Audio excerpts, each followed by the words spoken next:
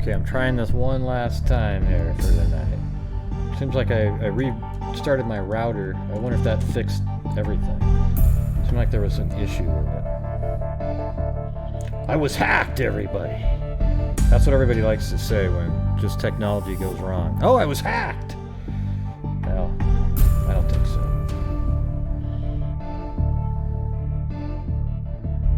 Nope, wasn't hacked. It was just technology not working. Oh, we'll just give it another shot, see what happens. If it does it again, I'm not coming back on. Alright? Tonight, that is. Yeah. Yeah, you always have other people that'll tell you it was hacked because they get embarrassed. I'm not embarrassed at all. I don't have anything to do with it. You know, you're just doing a show and then it goes you know, but people always want to come up with some other thing to explain it. Sometimes it's just the way it is. Alright? Alright, let's try to get through the end of this damn interview now, okay? Nice. Come on. Huh. I'm actually thinking there might be something wrong with YouTube tonight, to be honest with you. Because I think I'm back on now. Can you guys hear me? I think it might be YouTube. Because that's usually what happens when there's a YouTube problem. It just keeps going, you know, dropping. It's not working as well with YouTube. That's what I'm thinking.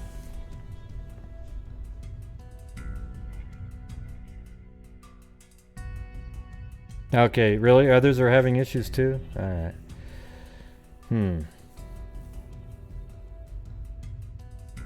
Oh, is it? Okay. Well, shit, I wish I knew that earlier. I wouldn't have spent so much time trying to figure out what the hell was going on. Oh, man. Yeah, because I'm not doing anything different than I normally do. Well, thanks, Kit Kat.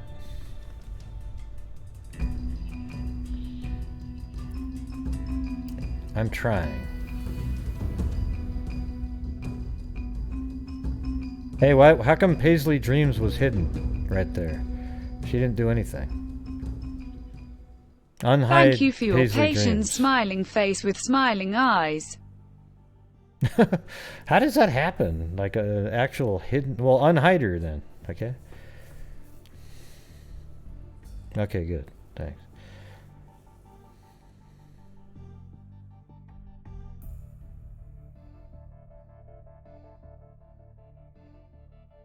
I know it just sort of happens. It's just weird, though. It's like, that's like the worst thing. You actually get blocked from the channel accidentally. I mean, I know you could tell that wasn't intentional because she didn't say anything. So, hey, Paisley Dreams, say something so I can see that you're back on. See, I'm dropping frames, too. I've dropped 123 frames already. And so I don't know why it's doing that.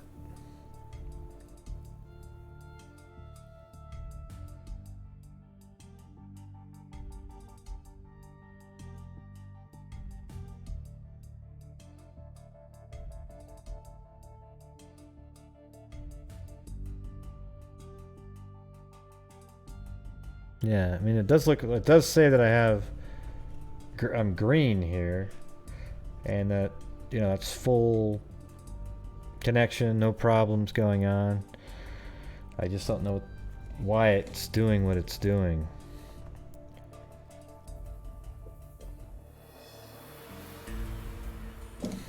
Only 58 watching now. Well, hit that like button then. I did all that stuff, Beehot. I did all of that. It has nothing to do with my computer. I think it's YouTube. It has nothing to do with me. I'd like to say it was, then I could fix it. But it isn't.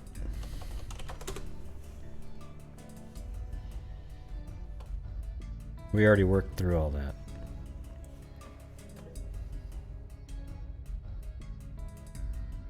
Yeah, let's try this one more time here. Let's see if it has a similar issue playing that damn video again. Good afternoon. Would like to thank the media for helping us get the this message out during this phase of the investigation. Please come forward 21st. Sightings that I know of from the Butler's vehicle. Again, any sightings that may have happened are kept closely with the investigation phase at this point. And so I'm unaware one way or the other whether they've been cited.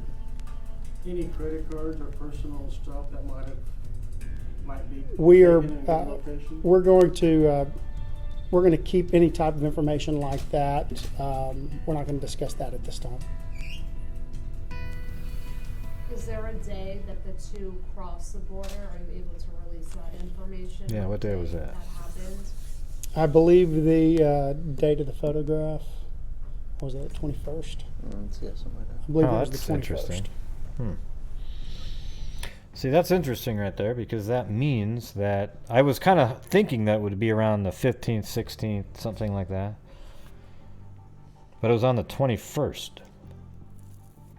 So that means it took him 5-6 days to get to that border and leave. So what were they doing in those 5 or 6 days? And then it actually opens up the possibility that, I mean, I doubt it's possible, but I mean, it's possible, but I doubt it's likely that they were alive longer than what we think. Like, maybe, you know, you would think they were killed on October 16th or 15th, something like that. I wonder why they were so decomposed when they found them. I mean, it was only a couple weeks. It's not like it was... I mean, I know you can, depending on the weather and that kind of thing, you can decompose quicker. I guess maybe being out on the beach with the wind and the wetness of it, you know, maybe that would speed things up.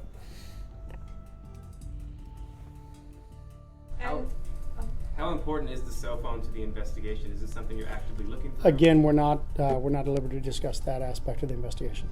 You released the still shot of Hey, that thanks, video Kelly. surveillance, but will you be releasing that video surveillance to give viewers and people a better idea of how these people look and their mannerisms?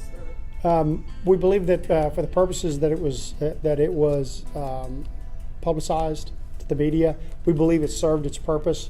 We want to be careful is not to somehow taint the jury pool with excessive pictures or anything else. What we want to do now is we want to ask the public, if you've seen these two people, to please come forward. Anything about whether the present location is, or in the past, if you've had interactions with them, we'd ask you to please contact the Kleberg County Sheriff's Department.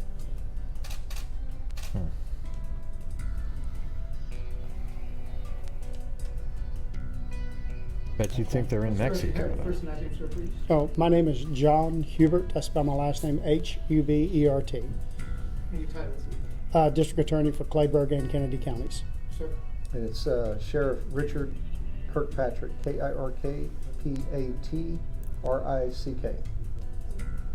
this time, is there any motive? Again, that's part of the ongoing investigation that we decline to comment on at this time. Wait, what was that question? At this time, is there any motive? Again, that's part of the ongoing investigation. Kirkpatrick, What did he say?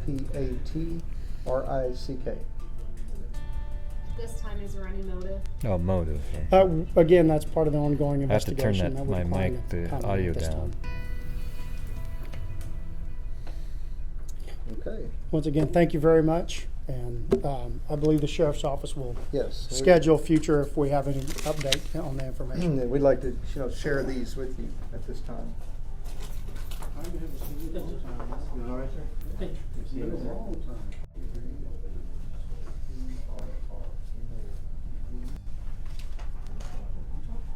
Yeah, he definitely is like the illustrated man. Hey, I've still only lost 123 frames. Maybe YouTube fixed what it was doing. Okay, there you go. And now I'm going to move on to more about him. Actually, I have background checks on them that somebody did for me. I'm not sure if they want me to say. If you want to say who sent it, then go ahead and type it in. But other than that, I won't say.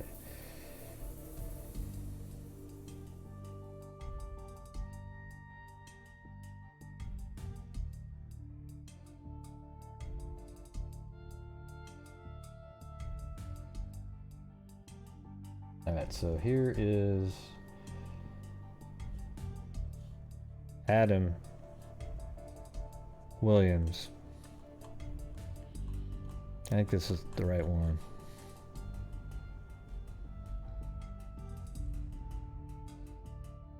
Yeah, 70. Well, let's see.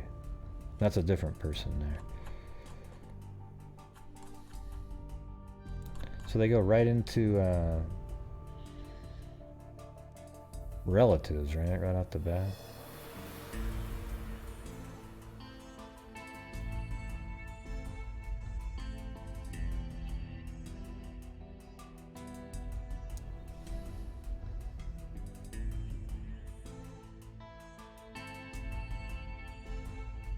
So who are these people? I don't know if this is the right... Is this the right one here? That looks like maybe the right... let's see. Yeah, that's him. Yeah, see, this is... I think their birthday's right, and look at all these tattoos. Abdomen, pitbull, all that shit. So that's right. This guy's face doesn't look like him at all, though. I don't know who that is.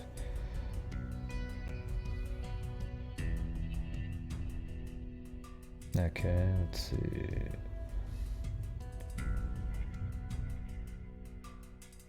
Yeah, see, Utah. They weren't right at all when they said, oh, he lives in Corpus Christi.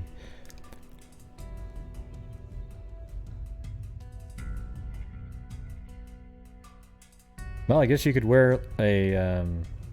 if you have tattoos on your whole body, you could just wear a wetsuit pretty much all day. Nobody would know. Or you could make a tattoo that looks like a wetsuit to cover it all. And then wear a Speedo or something.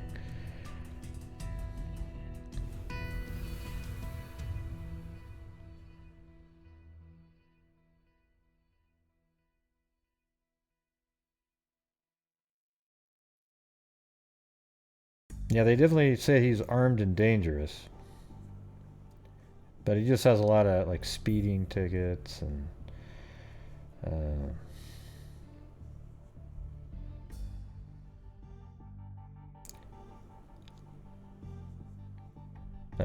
I guess I'll have to spend more time looking through it. But they kind of went over that in the press conference in that article anyways. So I'll look at this tomorrow, see what we can get on that one. See what else we have here. Now this is on heavy.com. Amanda Nover, 5 facts you need to know.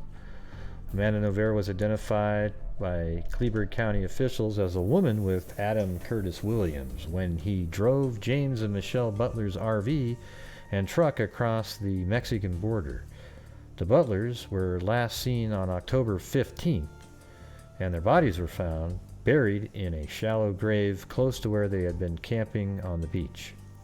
So, in that video that Ada found the other day, it was the 13th, and they were obviously camping in their camper in the actual place where you have to pay money and you can just you get electricity and that kind of thing.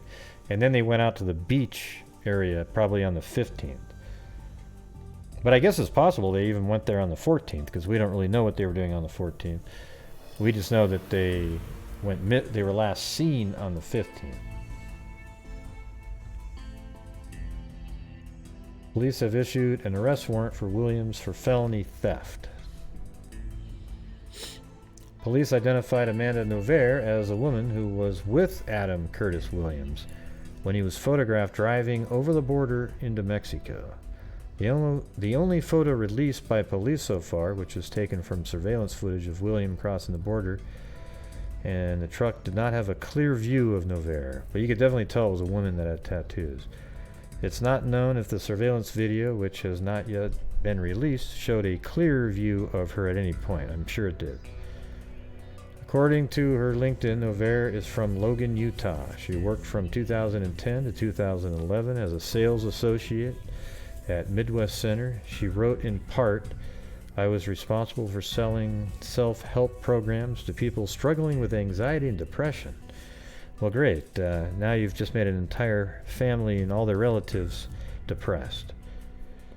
The job required that I be very passionate towards the customer's feelings, like you were when you stole the vehicle and likely killed them. I had to really get to know the customer and express that I was there to help them. She worked as a boxer at Schreiber from 2008 to 2010 in customer service for Coverages in 2008, in customer service for Quest from 2006 to 2008. She lists her education as graduating from Mountain Crest High School. Well, what has she been doing since 2011 is what I want to know. According to public records, she was once married, and her last name then was Barker, as in Carnival Barker. She and her husband filed bankruptcy in 2017. Court records show that she was convicted of public intoxication and misdemeanor assault in Logan County in 2012. Adam Williams had a long criminal history in Utah, including spending significant time in federal prison for drug trafficking and firearm possession. Okay, so now we've got sort of a possible Mexico connection. And by the way, I'm not naive, and I don't know about the incident that happened in Mexico where 9 people were killed. I just don't cover gang and cartel stuff on this channel, okay? But it was pretty horrific what happened there. All right, so I was aware of it all day. That's just not something I cover on this channel. But man, it was awful. In December 2018, after serving time in jail since 2010, he was released on supervised release. He later violated that release when he was found with heroin. In August 2019, more allegations were being filed against him, including rape. You can read more about his criminal history in Heavy Story here. Let's see. Well, let's go check that one out.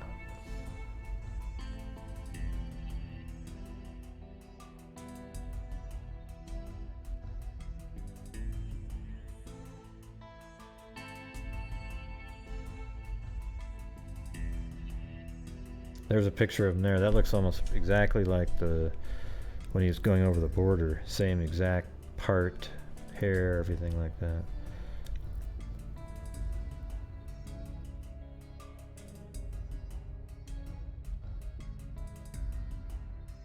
A 2010 story by KSL notes that an Adam C. Williams was arrested then in Utah after a long investigation led to a drug bust. He and Melissa Bauer were arrested after being found with 2 pounds of marijuana, more than $3,200 in cash, 4 stolen guns, more than 1,000 hydrocodone pills, and drug equipment. He was 24 at the time of the arrest. A search warrant was executed on his residence after a 3-month-long investigation. Williams faced 4 counts of possession to distribute, 3 counts of firearm possession by a restricted person, and 2 counts of possession of a stolen firearm. At the time, he was registered with Probation Services. According to court documents at the time of his 2010 arrest, he possessed a Phoenix armed .22 caliber handgun, a 9mm Springfield XD handgun, and an AK-47. He was charged with possession with intent to distribute marijuana. He pleaded guilty to counts 2 and 3 of his charges, which included possession of a firearm in the furtherance of a drug trafficking offense. He said he possessed the firearms for his protection by selling drugs, according to court documents, and the firearms had been moved previously across state lines. Anyways, yeah, this guy isn't a good guy, and definitely he's gonna have a weapon. No, I wasn't joking about the tattoo list. It was real. That was a real thing. I want the tattoo list again. I thought you were joking. Upside down face. Heck, I don't even remember where I was reading that from. What was that? Oh yeah, right here. Okay, I'll read the tattoos off again. On his abdomen, he had a pit bull, skulls, and faces. On his left ankle, he had skulls. On his right ankle, he had demons.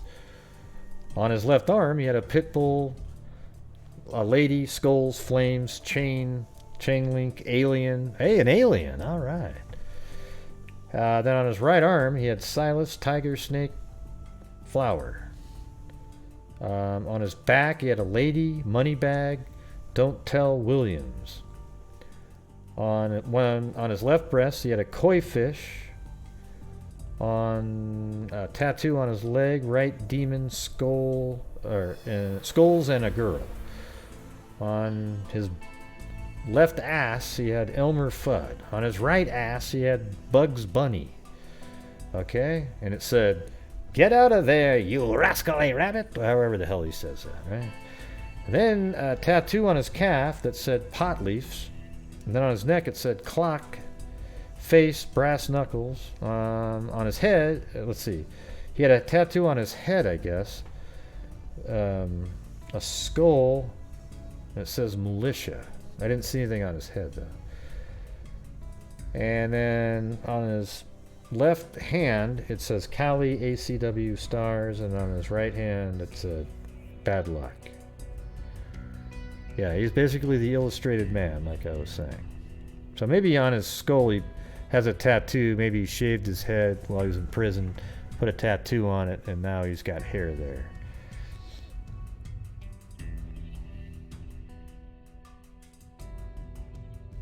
Yeah. So, I think that's about it for this update on this case. And we still only have 123 frames dropped, so seems to be running pretty smoothly right now. Yeah. That's the kind of luck I get. As soon as you say something positive, bam, it's out of here. So how's the audio sounding on the mic right now? It sound pretty good? I like the sound of it when I recorded it earlier on Audacity. Okay, cool. Yeah, I think I like this mic sound better. Well, thanks, Sarah Beth. You didn't have to give me $2 to say it, but I appreciate it. Yeah. Yeah, make sure you hit that like button.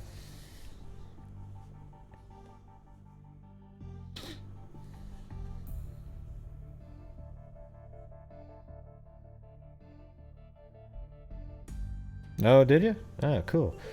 What are you talking about? Like footy, or what sport are you referring to? I like Australian rules football. Footy. Just spent my Melbourne Cup win on Guy merch. Face with tears of joy. All right, thank you.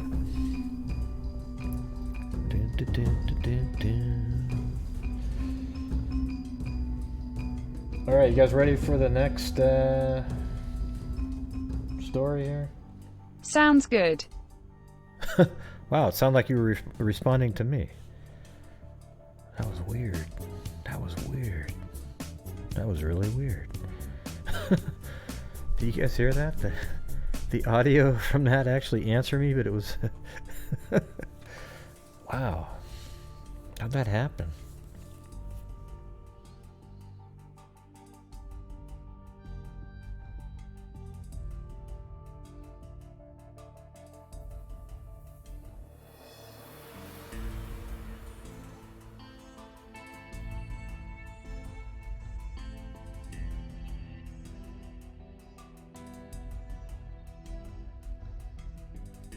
Okay, there was an update on one of these cases, that we were discussing. on the missing person, Alexis Crawford. So you remember how her friend said she went to go to the store to get alcohol, and it looks like there actually is surveillance from there, I think. Police have released new images. Let's see. The Clark Atlanta University student missing for nearly a week now in hopes it will bring her home. On Tuesday, Atlanta police investigators distributed several photos of Alexis Crawford showing her inside a liquor store off Ralph David Abernathy Boulevard. Let's put that in there. So now this one's got a little bit more, starting to come together a little bit. More information. I can't imagine there being a more than one street with that name in the country. Yeah, there we go. So we should have other. Oh, well, maybe we didn't put any pins out, but let's see. I'm gonna put liquor store near.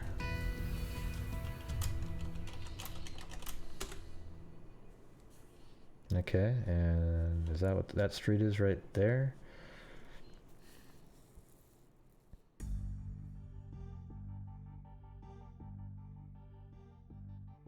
Yeah, this is Ralph David Abernathy Boulevard Southwest, and that's a liquor store. So I will say that that's probably where she is in that picture. I mean, there's really no way to know for sure, unless it actually says the name of the liquor store.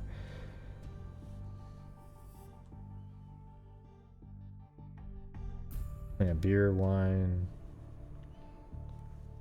something. Let's see if there was another one anywhere around there. Yeah, that's the only one that had a red, 595 Ralph David Abernathy Boulevard D&M liquor store. So that's probably going to be it.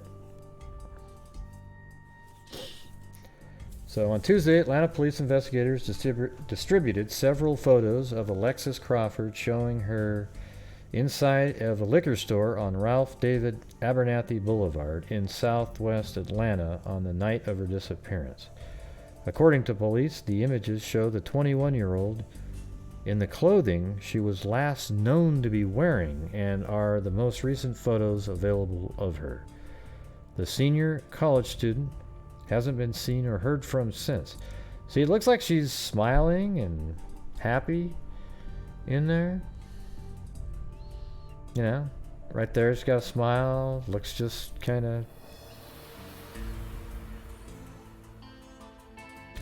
That's weird. That's actually two different camera shots almost at the... Well, let's see. That might be... Okay, that's just a little bit later and then zoomed in.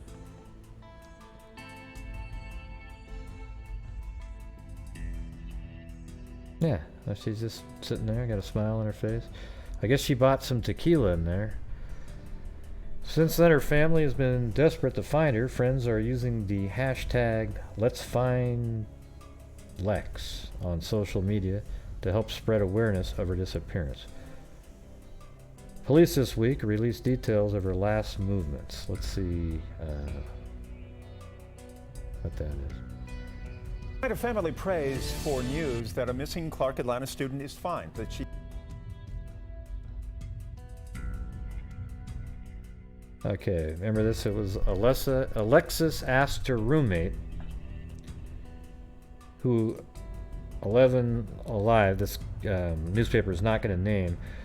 Now, you remember this? So this is the roommate that they weren't even on speaking terms, but somehow the roommate said, okay, I'll give you a ride to the liquor store, and then she bought tequila, and then they came home, and then around 12:30 or so, the roommate went to sleep, but Alexis was still sitting there at that time.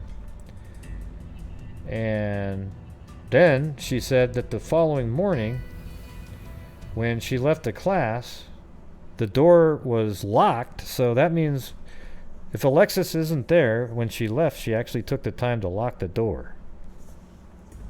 Which is weird if you're being abducted. So I don't think there's an abduction that happened. here anyways. It could be that somebody got her to go somewhere and then she was abducted from there. But can you give me any example? Well, let's just, how about not any, but what do you think the likelihood is that somebody abducting you is going to take the time to turn around and lock the door to keep the person that's in there sleeping safe at night? Yeah, it's not very good odds of that. So it's weird that she's missing and the door is locked. Okay?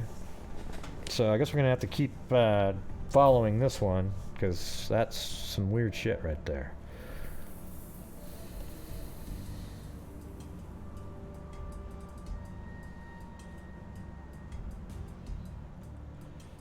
All right, now I think this is another one of the cases right here this is the one of Stephanie Parze. I think she's the one that was seeing a psychic. So these are all updates that Jules sends. So somehow she finds all the updates. I don't know how she does it. News out of Freehold right now. Detectives speaking to a person of interest in connection to the disappearance of Stephanie Parze. Police say the person was in the woods on Staten Island around 3 in the morning the night that she went missing. Authorities are searching that disappearance of Stephanie Parze. Police say the person was in the woods on Staten Island. About the person? What are you saying? Let me hear that. Breaking news out of Freehold right now. Detectives speaking to a person of interest in connection to the disappearance of Stephanie Parze. Police say the person was in the woods on Staten Island around 3 in the morning the night that she went missing. Authorities are searching that wooded area today. Yeah, that's not good news there. And here's probably what they did, was they developed a person of interest, then they obtained their phone ping records and realized that it pinged at 3 in the morning in the middle of the woods. So that's not good.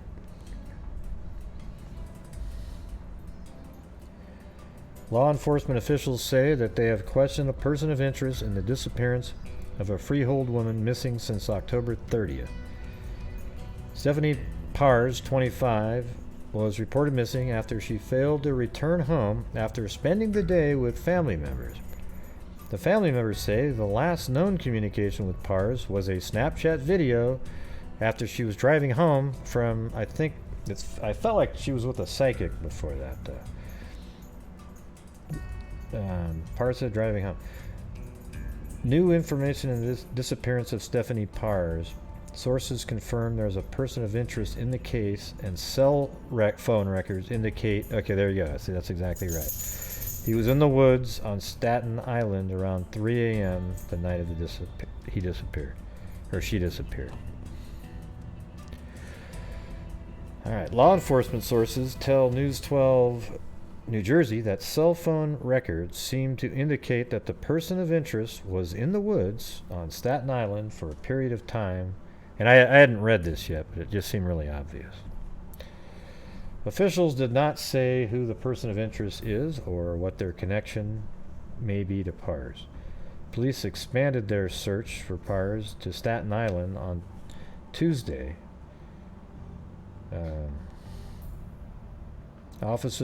Officers were out in Long Pond Park. So let's check that out. This is a different case than the one we're on right here.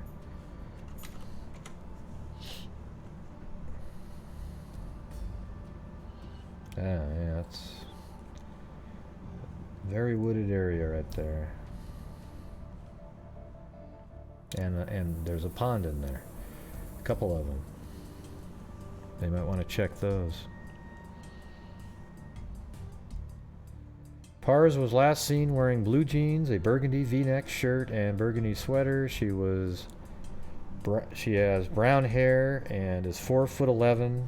She weighs just over 100 pounds.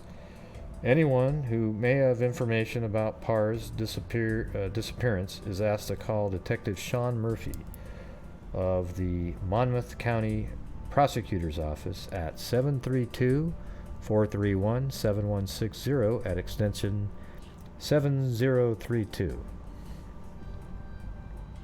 can also contact Detective Daniel Valentine at 732-462-7908.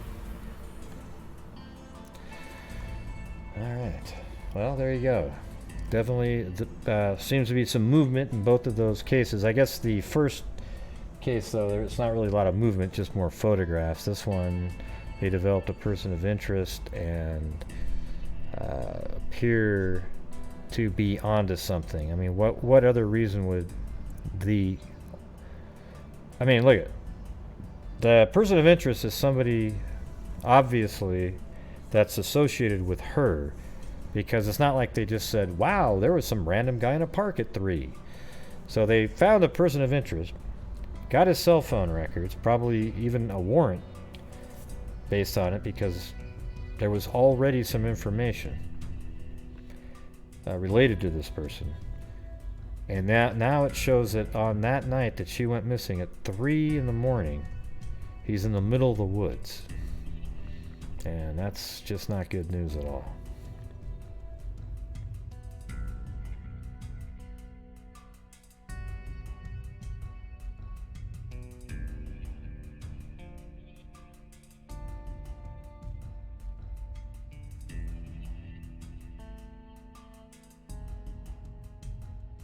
Yeah, no good.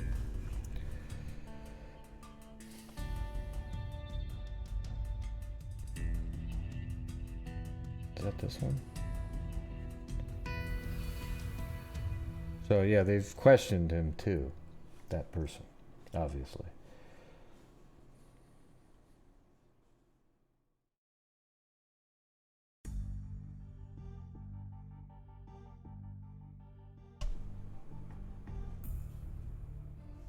Okay, I'm going to do Frazee at the end. So here's a crazy one here. She didn't deserve to be left alone. Arrest made in 1996 baby Faith murder case in Larimer, Colorado.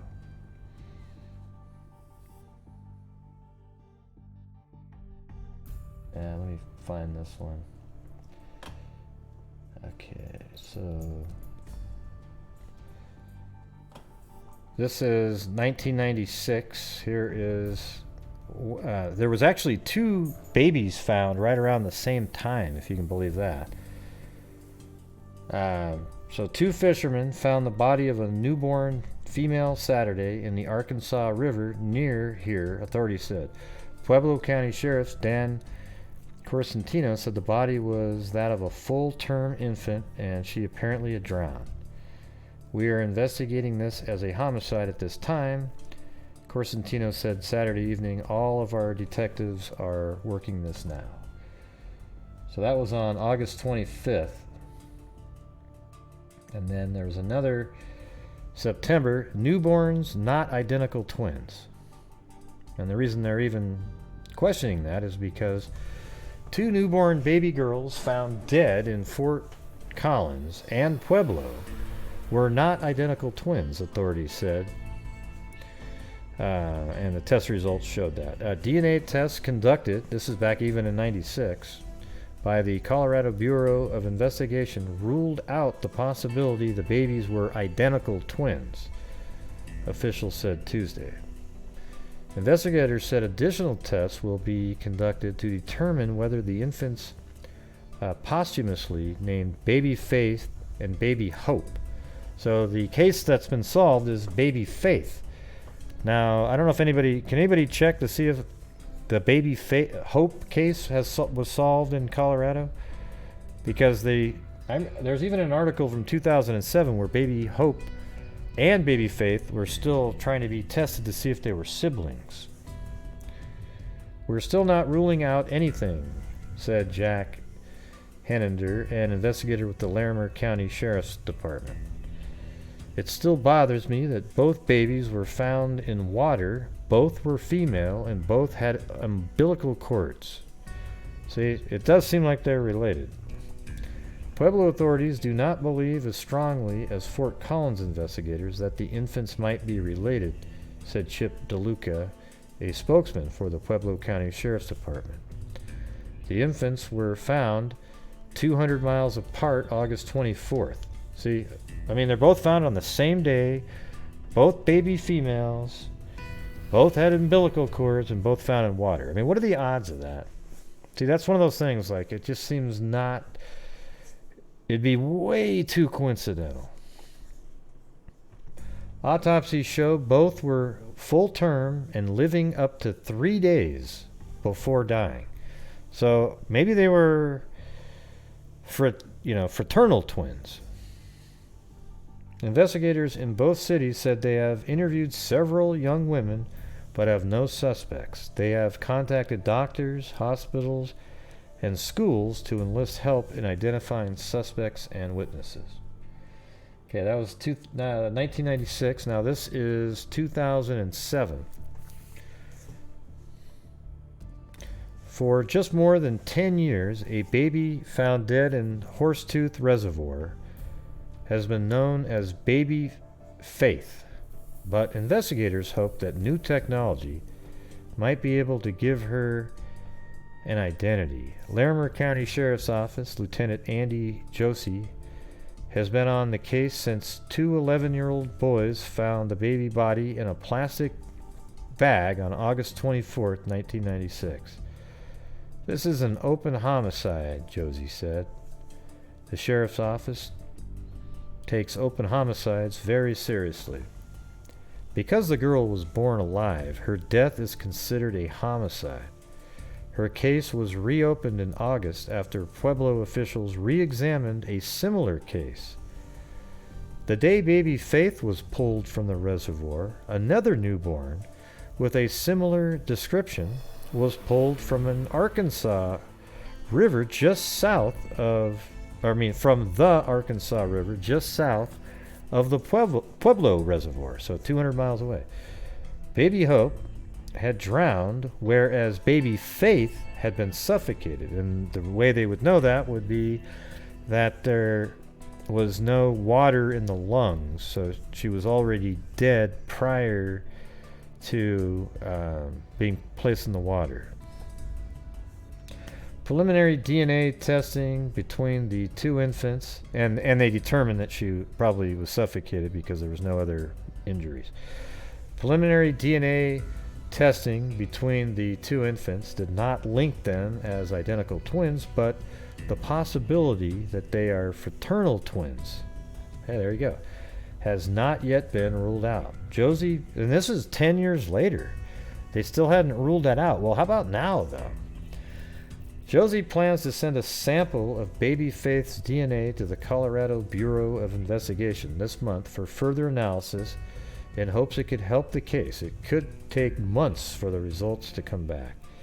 Not only does Josie want to determine whether the two girls are related, he also is hoping that the CBI can obtain a viable DNA profile. If that happens, Josie plans to use national DNA databases. I mean, this is 2007. They're talking about this. Man, I mean, right now they must be giddy, running around. I mean, I think that's what led to this arrest. But it was not, but in a totally different way. If that happens, Josie plans to use national DNA database in hopes of identifying baby Faith's parents. Josie, however, is not holding his breath over finding a match. One of the parents would have to be in one of the databases, he said. What are the chances of that? Baby Faith, one of 3 deceased individuals not yet identified by Larimer County Coroner's Office, is buried in a plot at Roselawn Cemetery in East Fort Collins in an area owned by the county for the burial of unidentified victims. Crazy. So there you go. I went and looked up information on it on newspapers.com. So you can tell that they were looking throughout the years. 1996, I don't know how many I couldn't find any other articles in between that. So now we have the arrest of Jennifer Katalinich, who was able to post bond, however.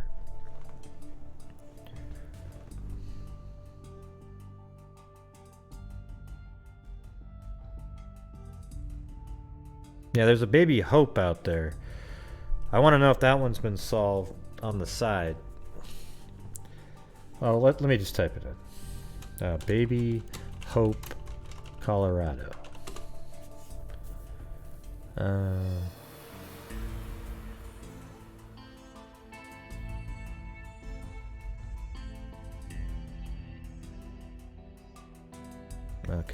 Well, that does have a name here.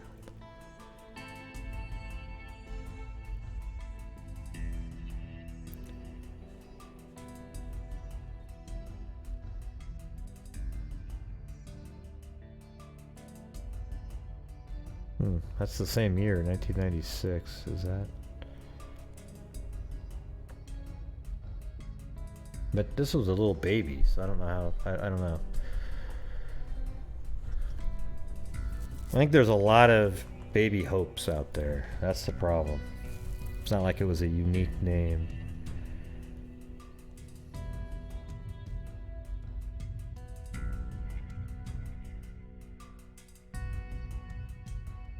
Yeah.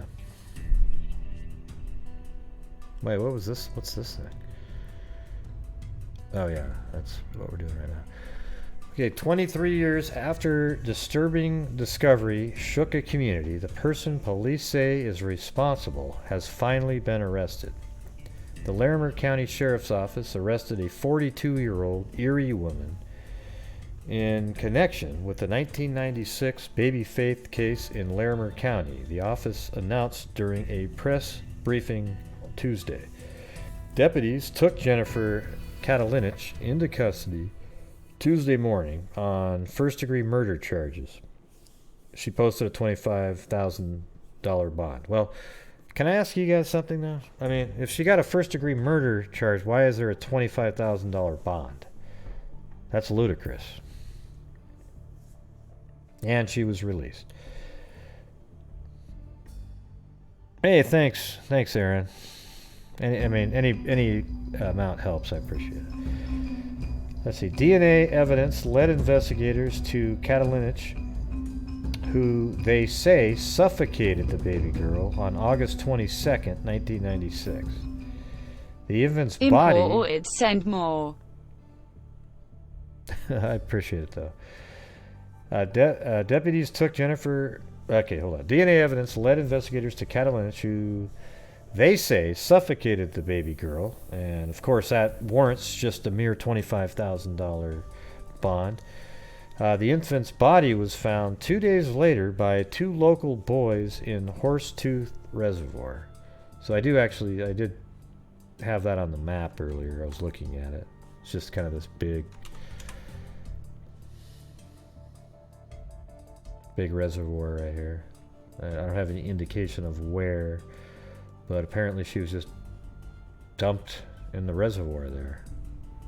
Insane.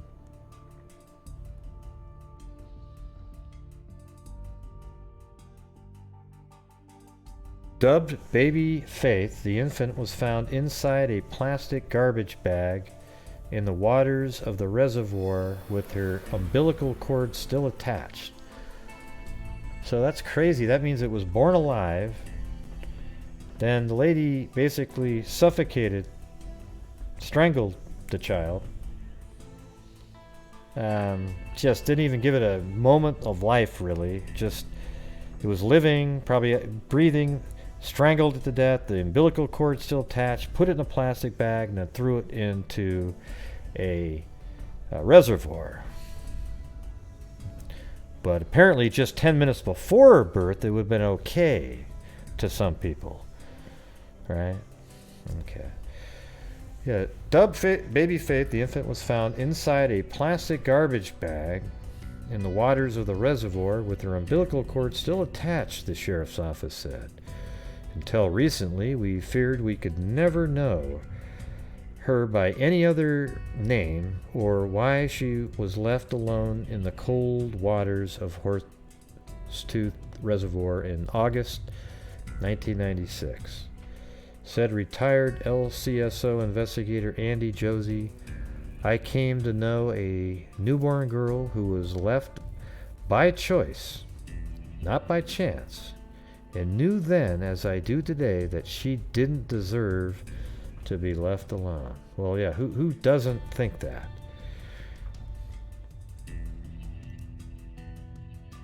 Days after baby Faith was found, the identified infant was buried with a community-funded gravestone in the Roselawn Cemetery in Fort Collins. Efforts to identify the mother of the child proved exhausting after investigators aggressively pursued all leads following the discovery. The case was declared cold years later. However, in July of this year, investigators with the Colorado Bureau of Investigations met with the LCSO investigators. They reported that DNA evidence pointed to a total of 5 individuals with a probability of being related to baby Faith. So they did the whole ancestry DNA, you can tell just based on how they worded that. The case was reopened, and in October of 2019, investigators traveled to Minnesota, where 3 of the individuals lived. I bet you they collected stuff out of the garbage.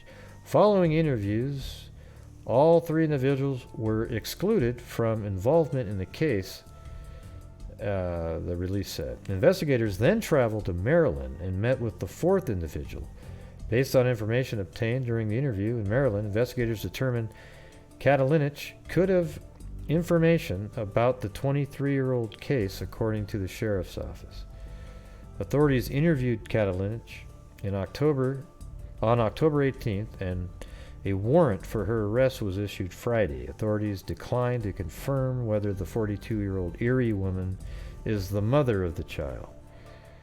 No additional information regarding this investigation will be released by Larimer County Sheriff's Office to protect the integrity of the case, the release read. Well, good for you guys. You know, at least you got them later. I'm sure there'll be a sympathetic jury out there in Colorado. They'll probably be like, listen, she was a young kid, and, you know, I mean, look, she's, what is she now, 44? I mean, 42 years old.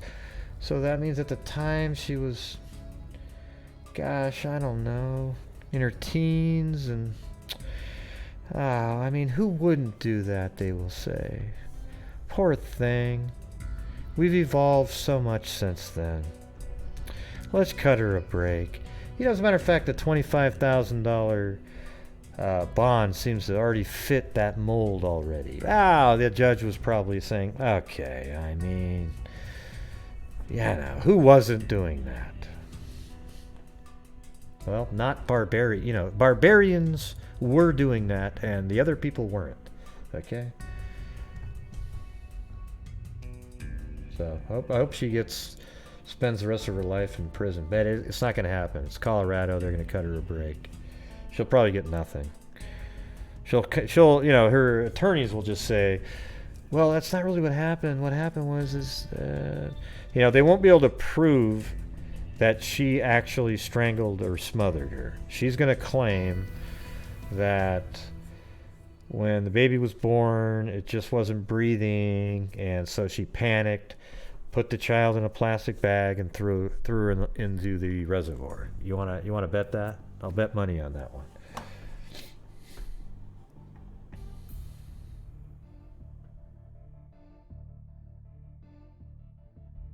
Yeah, I don't know what this one is. I haven't even seen this one. This one just got sent to me at the end of the day by Jules. After Florida mom is found dismembered, her husband and in-laws are arrested. Wow. Nicole Montalova, 33, was estranged from her husband, who had a history of domestic violence charges. Oh boy, here we go. Another fructose doulos. I mean, it just goes on and on and on, the list of these monsters. The mother-in-law of a murdered woman whose dismembered body was found on 2 properties owned by her estranged husband has been arrested. Yeah, I mean, how would you explain that? All right, watch. This will be one of those cases that I talk about. They'll say, well, she was in the house and she fell down and hit her head, and I just panicked. I didn't know what to do, so I chopped her up into bits and I put her body parts all around our property. I just wasn't sure what to do. Yeah. Okay, well, thank you for admitting that, and we will then put you in prison, even if that was true, for the rest of your life, because you are a wacko that shouldn't be walking around.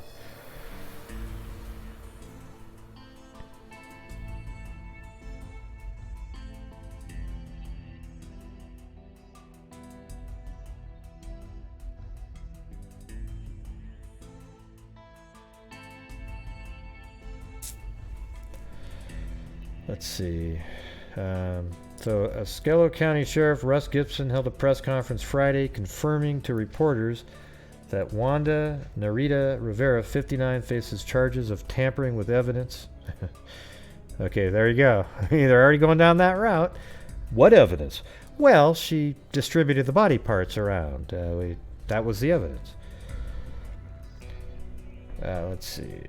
Tampering with evidence and providing false statements during the commission of a felony crime in connection with the death of 33-year-old Nicole Montalvo. Gibson said Rivera was emotional after the arrest and was not cooperating with authorities, according to Fox News. Rivera's arrest comes less than a week after her son, Montalvo's estranged husband, Christopher Otero Rivera, 31, and 61-year-old Angel Luis Rivera, the estranged husband's father, were charged with premeditated murder. Doesn't this sound exactly like that other case, or is that what this is? Wait, this is that case, right? Hold on. I don't know why the name didn't pop into my head, but...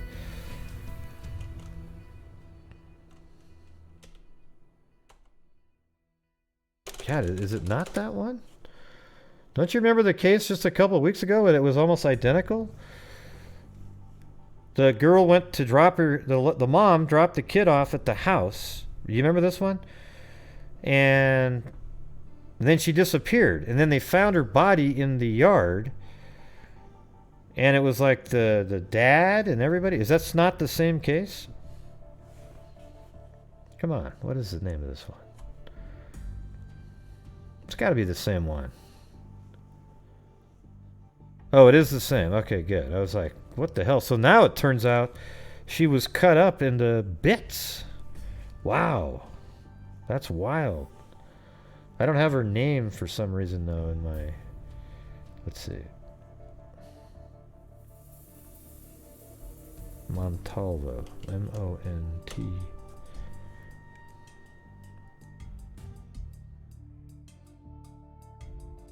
Oh, there it is.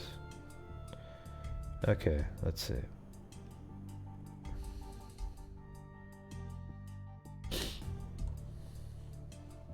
Yeah, right here. Okay, so this is that case, and right back here in this area is where they had tents set up with forensic. They were examining. It turns out body parts. Okay. So Christopher Otero Rivera. I knew it sounded too familiar when I was reading that one. It was like, no way. How could this be another one just like that? Okay, so now keeping that in mind, so remember she dropped her. Apparently, they say that she dropped her kid off at the house and then she went missing.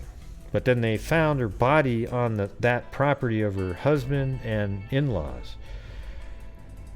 So Gibson said Rivera was emotional after the arrest. Let's see. Another of Rivera's sons, Nicholas Rivera, 28, was arrested on Friday on 8 counts of child pornography. Wow. And is now considered an additional person of interest in Montalvo's murder.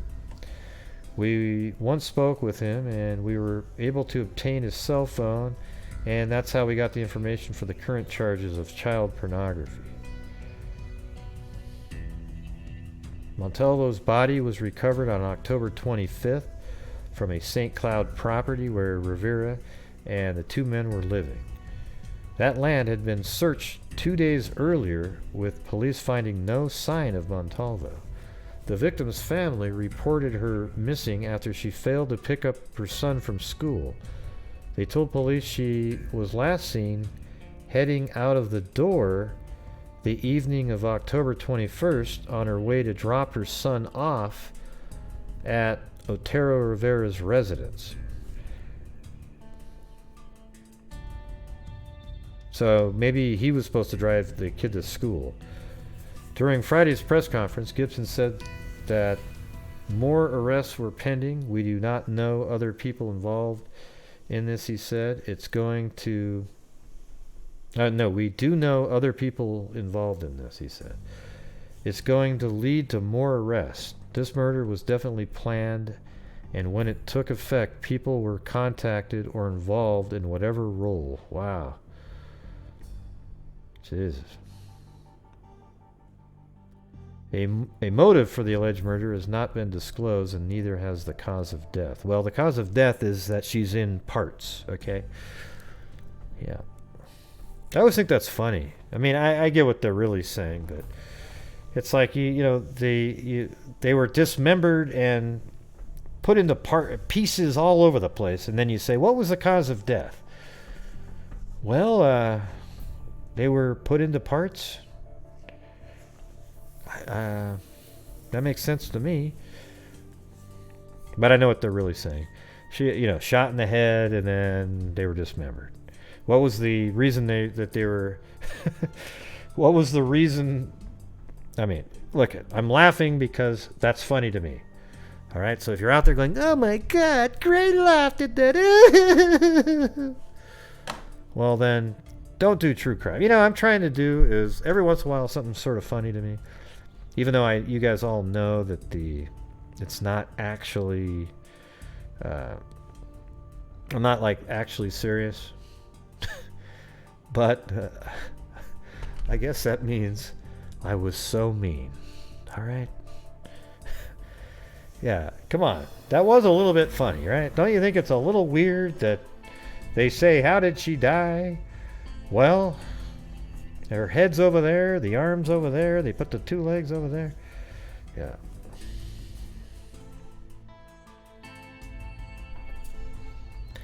But I could tell that I was definitely in the so mean jail after that. Because I know there's somebody out there that went, did you hear Gray? He laughed.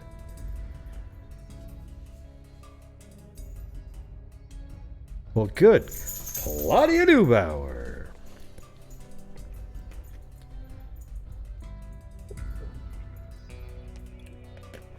Yeah, the next thing we'll be on is the Frazee, but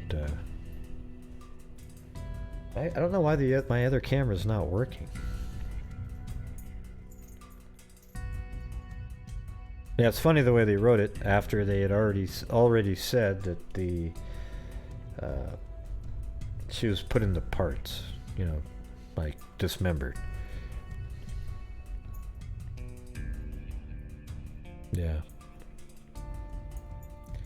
Hey, look at that. Classical guitarist gave me a bail to get the hell out of here. Alright, good. Although it didn't specifically say that. I guess I could use that for a Snickers. I did get... okay, there we go. Oh, by the way, I did have Kit Kat Minis today. If you're still out there, Kit Kat. Those are pretty good.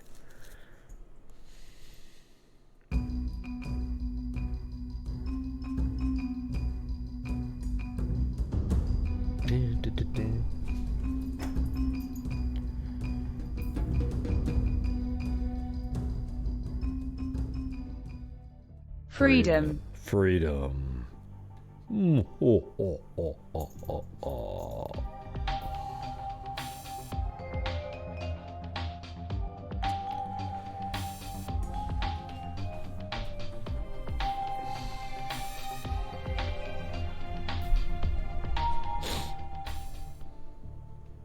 Yeah. Yeah, thank you. Classical guitarist and Rachel J.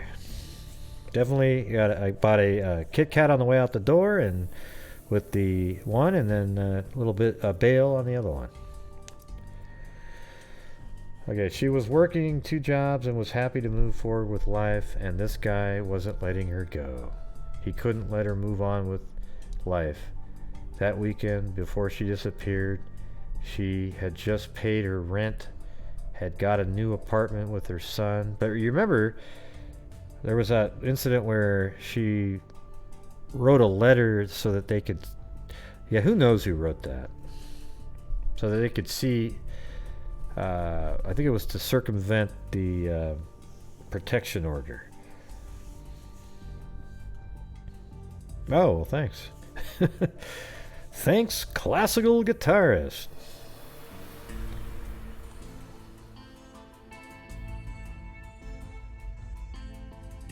Okay, now we're going to get on to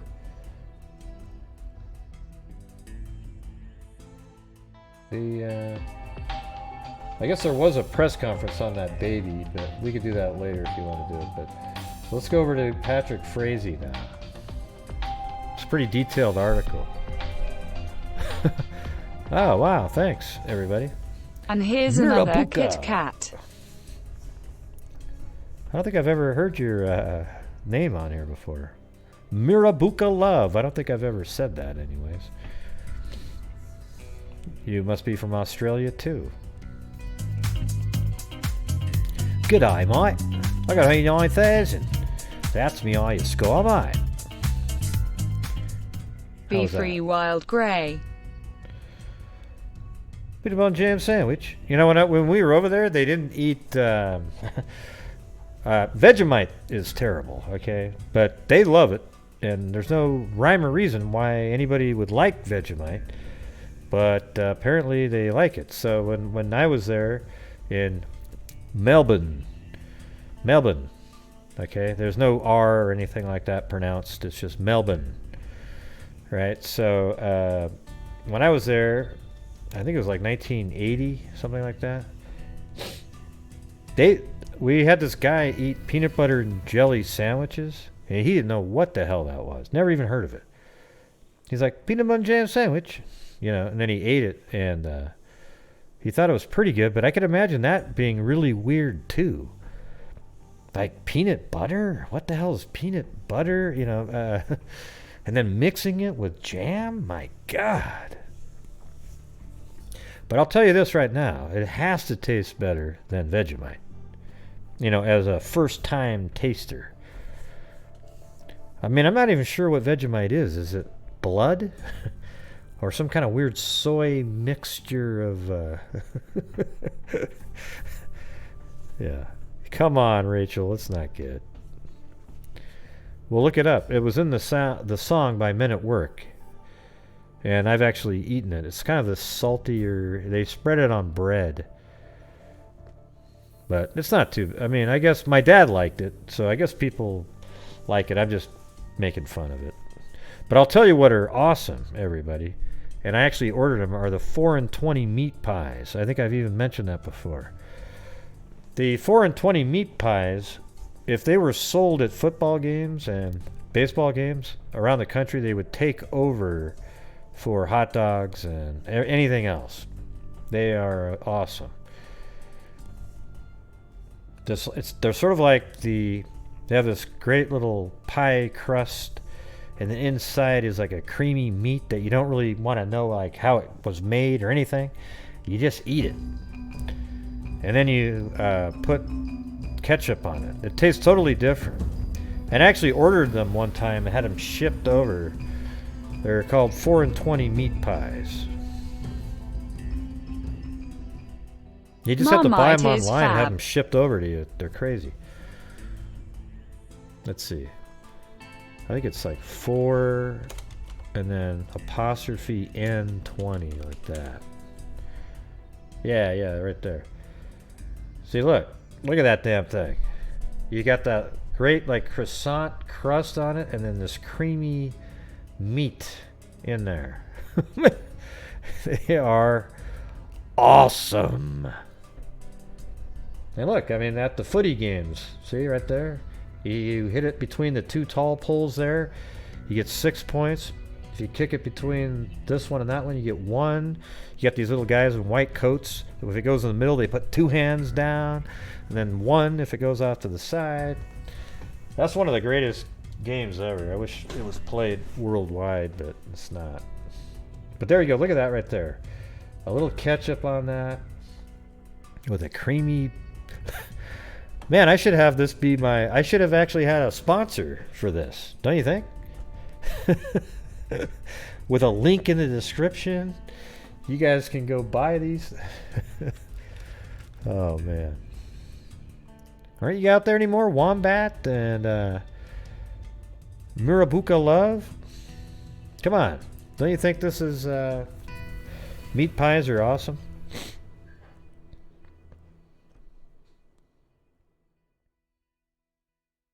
Oh yeah, I actually bought like a whole box of these things, and me and my wife, this is like 6 years ago probably, we just sat and ate them all.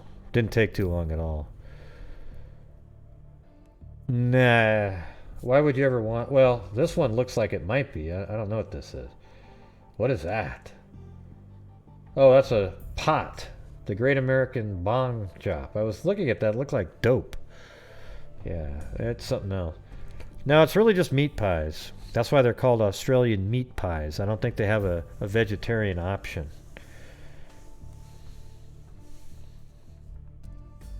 Yeah, but who cares, right? Wombat Dundee? You've eaten those before, right? They're pretty good.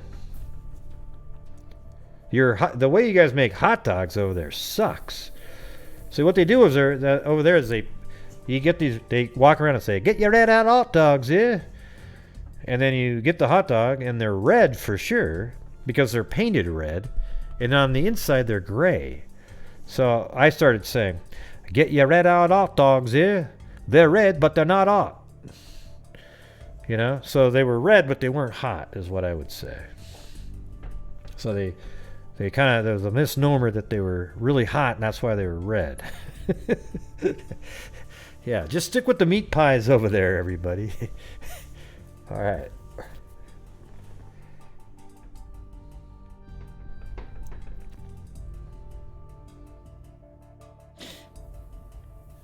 Okay, now I don't know why we got... How did we get to that? Oh yeah, it was just total random.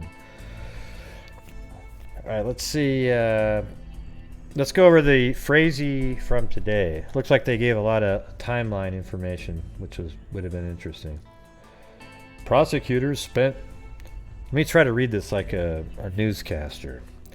Prosecutors spent Tuesday morning building a nearly minute minute-by-minute timeline of what surveillance videos shows Kelsey Barrett and the man suspected in the murder were doing on the last day she was seen alive. That day was November 22nd, 2018, Thanksgiving.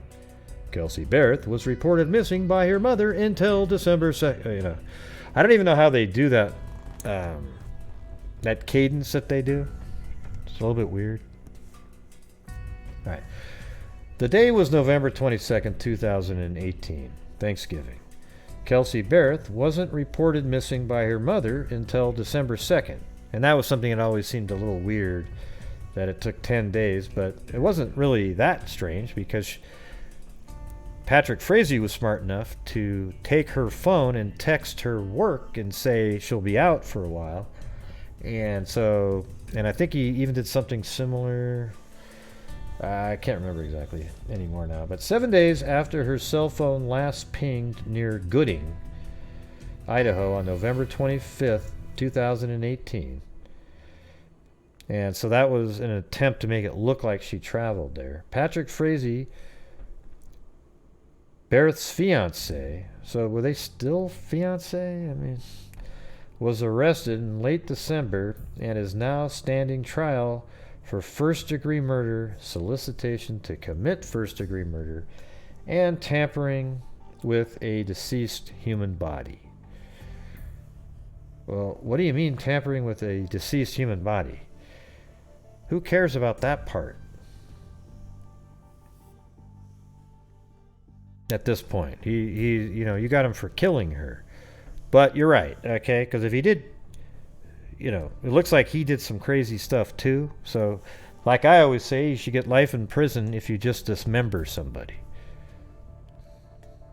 Man, what the hell are you guys talking about? Just stick with the meat pies, everybody. Go order the meat pies. Don't worry about the pies you like and all that stuff.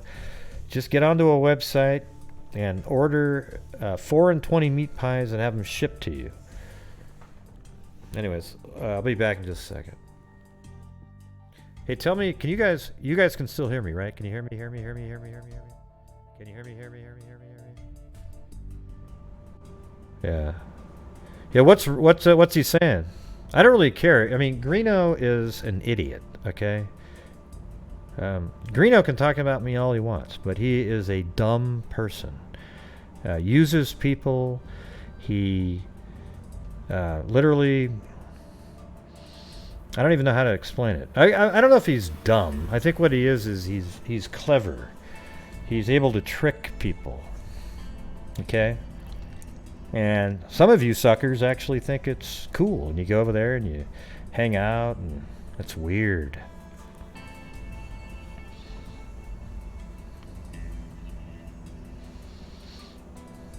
Yeah, why did you why did you time that person out? They were just telling me something. But anyways. Yeah. Yeah, we're not a Greeno supporting channel, Mimi, at all. Okay, so yeah, well, it is off subject, but there was sort of a lull here because you guys were all talking about cakes and pies and things.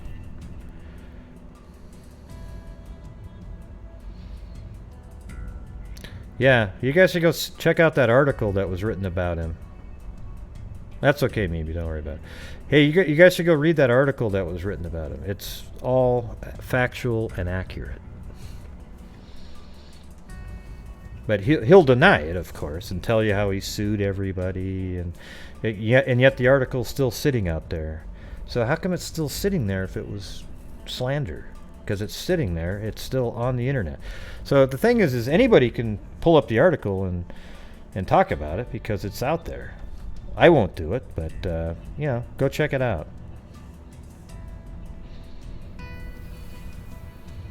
Well, it's just a long one, Ivy, that goes over a lot of stuff. A lot of similar... What's weird is it has a lot of people that say a lot of the similar things to what I've actually encountered. So I've actually had things... My experience with that individual is very similar to what's in the article.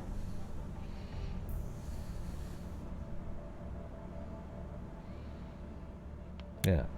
I mean, I'm not saying, he's made a couple good videos on the Delphi case, okay? Oh, I mean, some of the walkthroughs, the reenactment stuff was valuable just to sort of get a feel for it. But just as a person, forget it, man. Anyways, I'll be back in just a second.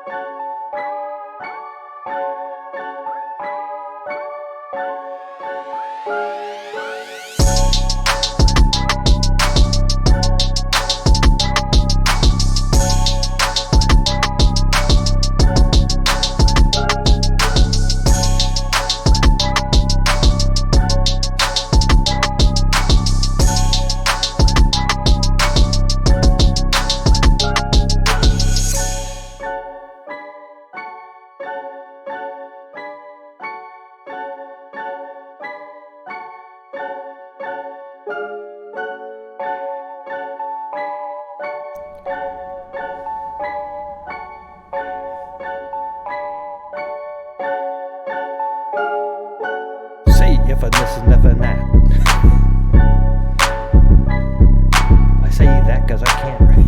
What was it? Well, you can't write. That's right. Anyways, back to the regular crap.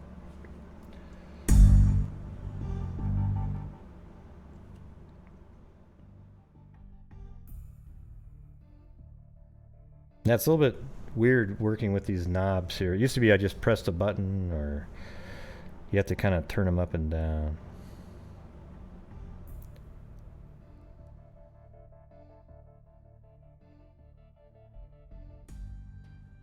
Yeah, he's just been a really bad person, you know. So, I mean, I don't think...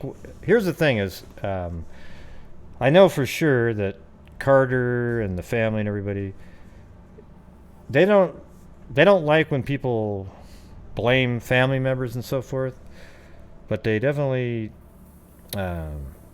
like the fact that the case is discussed and it's still out there all the time. So they're even willing to accept people like Greeno and others just for the fact that it's still out there.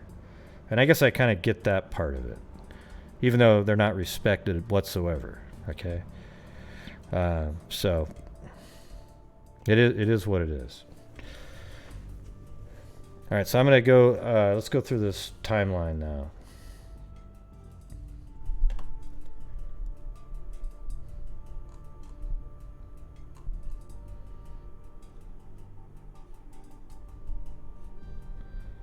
All right.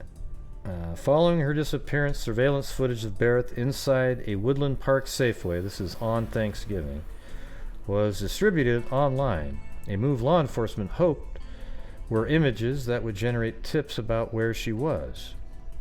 And that wasn't the case. Okay, so that was at 12:02. This is all in court today.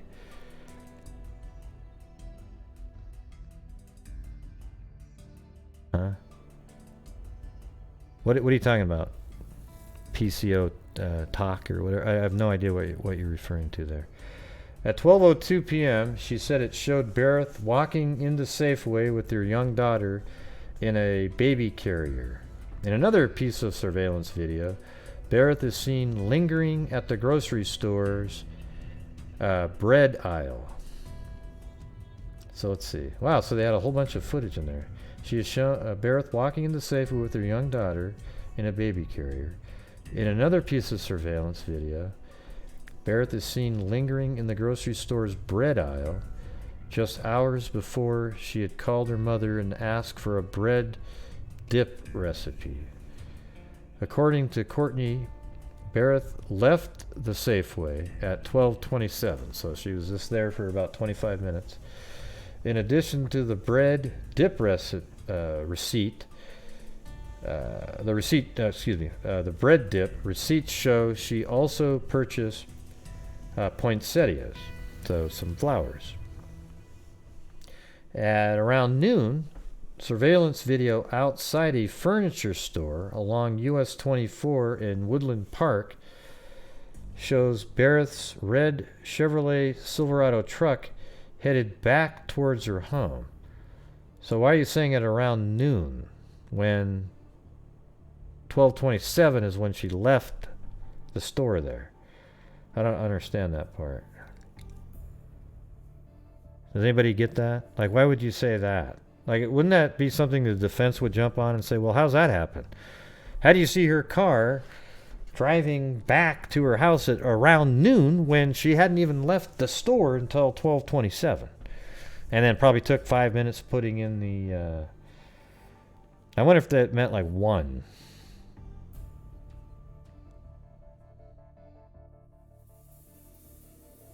Yeah, that's okay, John Johnson. So what was he saying in there?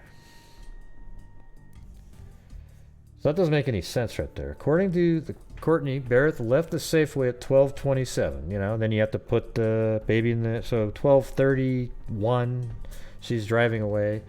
But then around noon, surveillance video outside a furniture store along US 24 in Woodland Park shows Barrett's red Chevrolet Silverado truck headed back toward her home. 8 minutes later, Courtney said Frazee's red Toyota Tacoma is visible going the opposite direction with a black tote in the bed.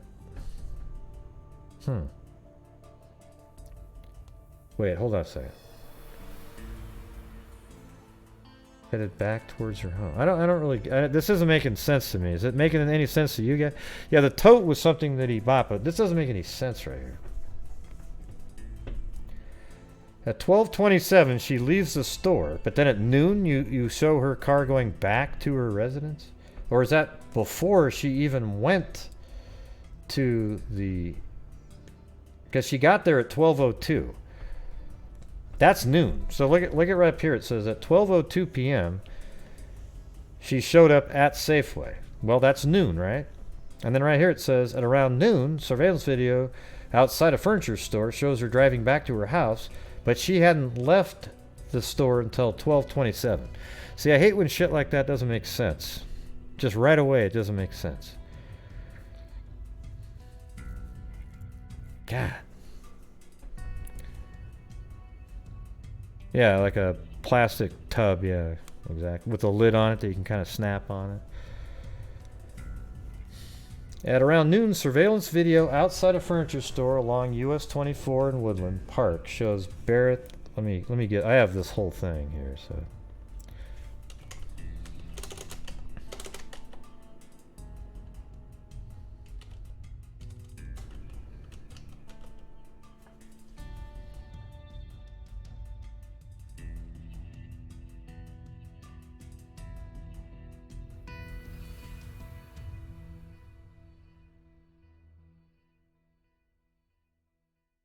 Yeah, so this is the Safeway. See, this is what's not making a lot of sense. So this is the Safeway right here.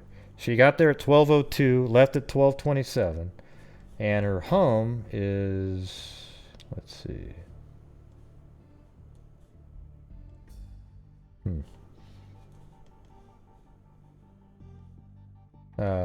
I think it's right here, actually. Yeah, right there. So that means she's at Safeway at 12:27. I even have it marked there. Then she leaves, and then she's seen heading back home at noon. I bet they meant 1 o'clock. That's what I bet.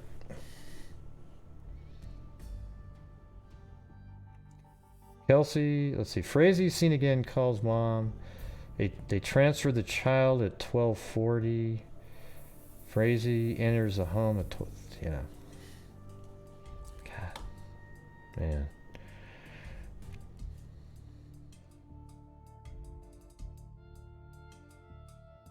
Oh, yeah. Well, I think the same thing of Greeno there, John Johnson. I think he's a disgrace to true crime, really.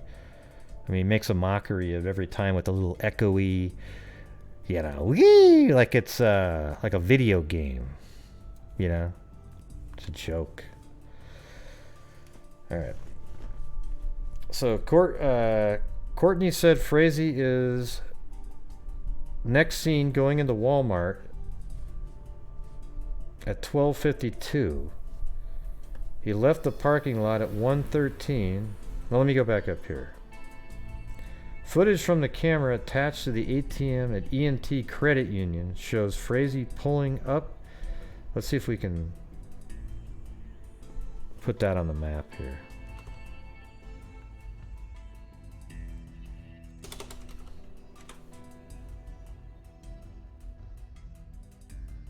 Okay, there's E&T Credit Union. Look how close that is to the Safeway. It's right there.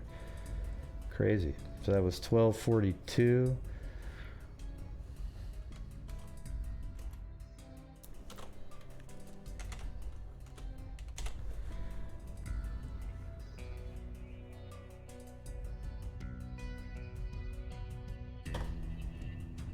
Pulling up at 12:42 p.m. according to Courtney.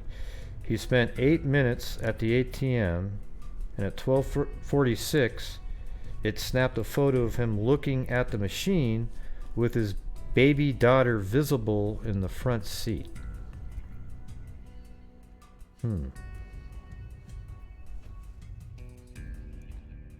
So what I'll do is I'll put Frazee to 46.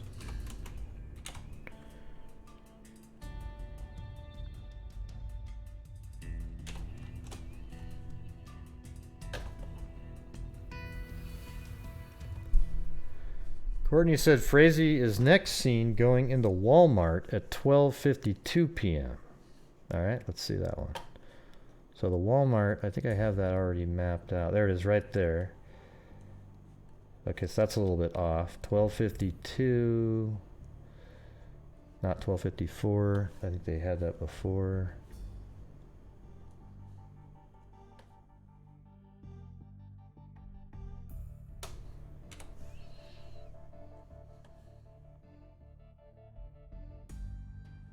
Yeah, so it was in Walmart at 12:52. He left the parking lot at 1:13. Surveillance video from the furniture store shows Frazee's truck headed toward Barrett. So let's see if we can find furniture store in this small little town. Let's see.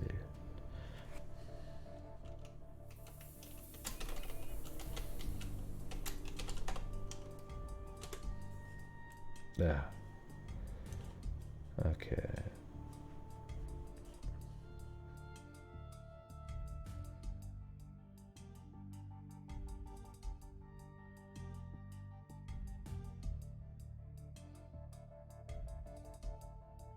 Woodland Park, okay.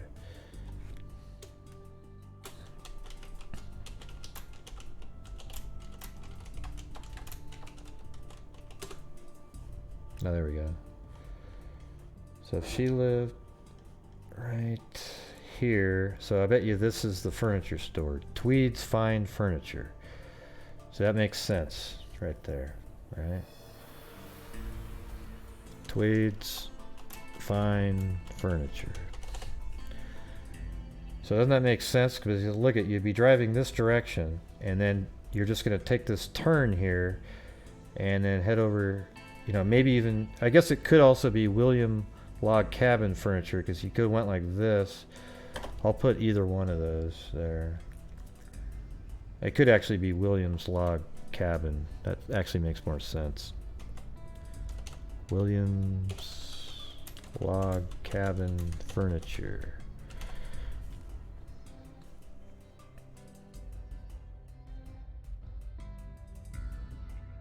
Because doesn't it look like you would drive like this? This seems a little bit more convoluted right here. But this one, you just take that right and boom, you're just right there. All right, so let's get that. That was at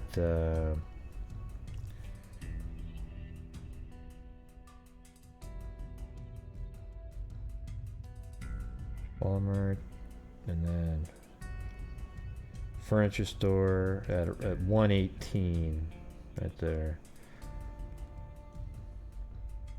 I'm actually just going to make that the one.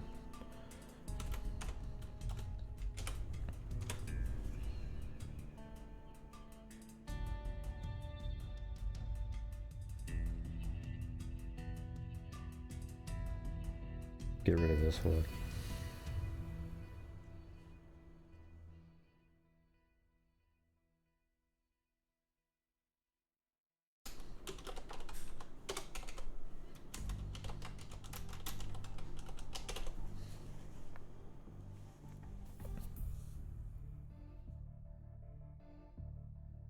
Are you guys still enthralled with this?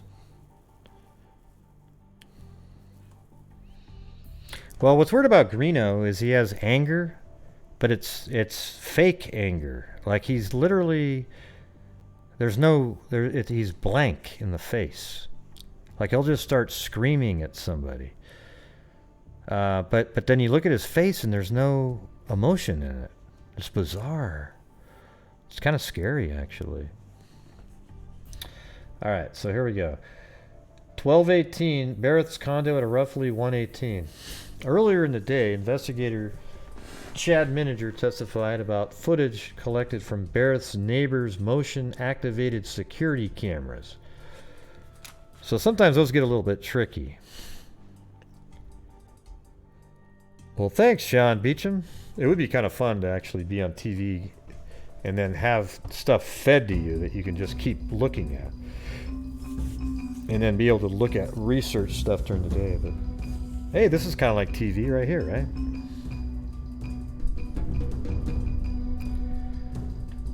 Yeah. Gray should have own TV channel, thinking face. All right. Earlier in the day, investigator Chad Mininger testified about footage collected from Barrett's neighbors' motion-activated security cameras. This footage, according to Mininger, showed Frazee outside of Barrett's front door at 1:23. So just 5 minutes after driving by this furniture store, let's see. So that was at 12:40. I'm going to change some of this here. I'm just going to... And what time is that? 1:23. Oh, it's close. That was just 1 minute off, I guess. Alright. So we have that. Barrett is carrying roses and a baby carrier. Excuse me. My nose is getting plugged. Barrett is carrying roses and a baby carrier. Was seen in photos shared in open court. What time was that, though?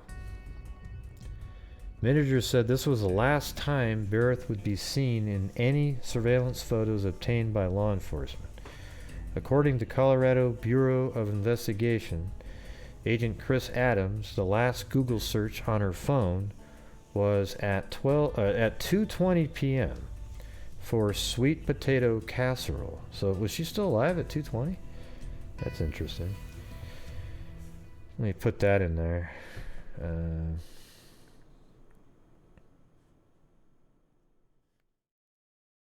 We'll say still alive at 2:20, searching for casserole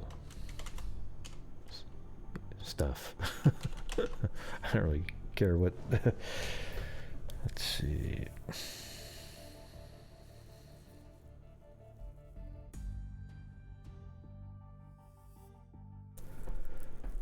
I spelled casserole wrong, but in the arrest so that was in the arrest affidavit. Investigators said Barrett texted Frazee and asked if he wanted sweet potato casserole that morning. Huh. But what does that mean? See, I hate the way they're wording stuff here. This is at 2:20 p.m. That's not morning time. So she's okay, so she's saying that they're saying that she texted him early in the morning, said, "Hey, do you want potato casserole?" And then she went to and then was looking up the ingredients later. And what was she going to do? Go back to Safeway again? You know, it's weird. It almost feels like Kelsey thought they were in a sort of a loving relationship in a way, right? I mean, apparently they were still engaged. She was going to make him a casserole and give her child to him to go, it's their child to take home to the parents maybe. I don't know. It's weird.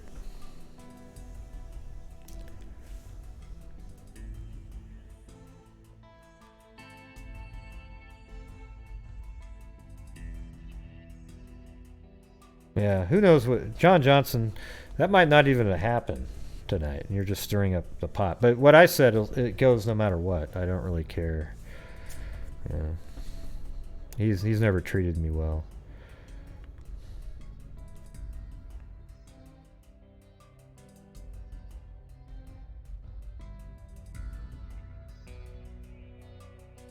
What letter are you talking about? At 4:20 p.m., Frazee is seen at the house once again, holding the child. He's also seen in surveillance. See, he's already supposed to be over at his parents' house eating, because they were eating at 2:20 or something like that, and he was way late. He missed dinner for Thanksgiving. So at 4:20, Frazee is seen at the house once again, holding the child. He also is seen in surveillance footage at 4:24 p.m., 4:26, 4:27, 4:28, 4:29, and 4:30 p.m. During cross-examination, the defense attorney pointed out that in the surveillance photos shown in court, Frazee isn't seen with a black tote box. This piece of evidence is significant since it is the container that prosecutors allege that Frazee used to store Barrett's body after the murder occurred. Mininger said Barrett's neighbor's surveillance camera had been activated by motion 27 times on November 22nd. Frazee was in 11 of the images. During the days before and after her disappearance, Mininger said, the camera had only been activated 3 or 4 times. So there was a lot of activity that day.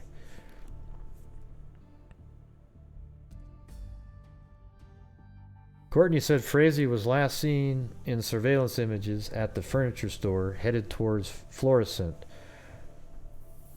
Was last seen in surveillance images in the furniture store, or at the furniture store, headed towards Florissant from Barrett's apartment. Okay, so here's what I'm just gonna guess. I don't even know right at this second that he drove right back, but then headed that way that time. So let's see where Florissant is.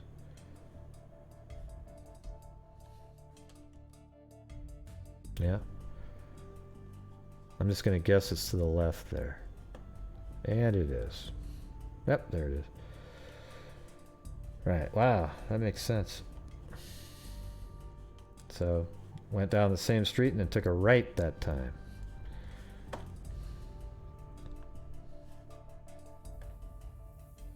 The next piece of evidence about Frazee's whereabouts came from his brother, Sean. Yeah, so at 4:34, let me put that there though.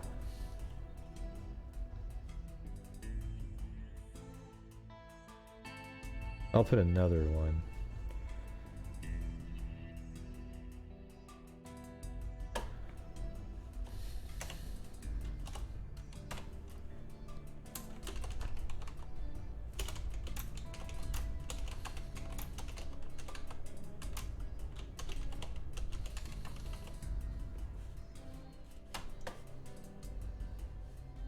How loud is that typing on your side?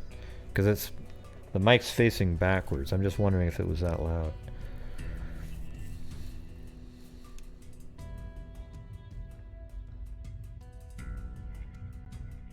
Hey, good night, Claudia Neubauer.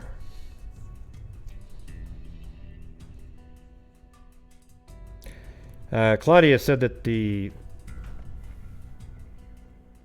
fructose doulos case is there's just really quick court things, so she's not going to go to those.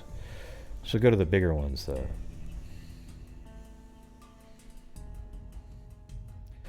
He doesn't like me because Greeno lied to his subscribers about trying to help me on the Garrett Kurtz horse comparison, and he is currently and he never corrected it, and I have absolute proof that he had nothing to do with it at all. In fact, got the idea from watching my video. He literally says that, but he'll tell his subscribers that he came up with it himself. I just made my video quicker. I mean, he just absolutely lies, but he can't fix it because he has to keep it going. All right, and like I said, I don't really give a damn about who came up with what first or whatever, but just be honest about stuff like that, right? That's how everybody should do it. But you don't need to unsub from it. Just do whatever you're going to do, John Johnson. I don't know who you are. I don't even think that's your real name. But let's just don't worry about it, okay? I want to go over this timeline here. Is that okay? Yeah. She claimed that the tote box appeared to have moved in the bed of the truck. So at 4:34, he was driving by, and she claimed that the tote box appeared to have moved in the bed of the truck, something the defense disputed. What's that sound? I keep hearing this, like, can you guys hear that sound? It's like a high pitch.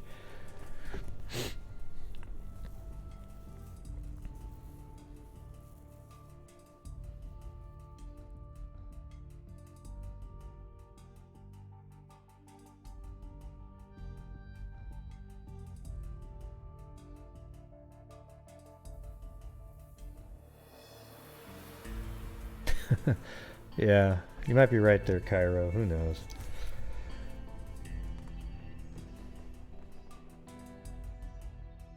So you guys did hear something that's like a... What is that?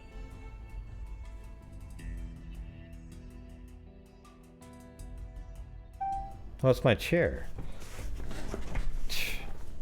Let's see.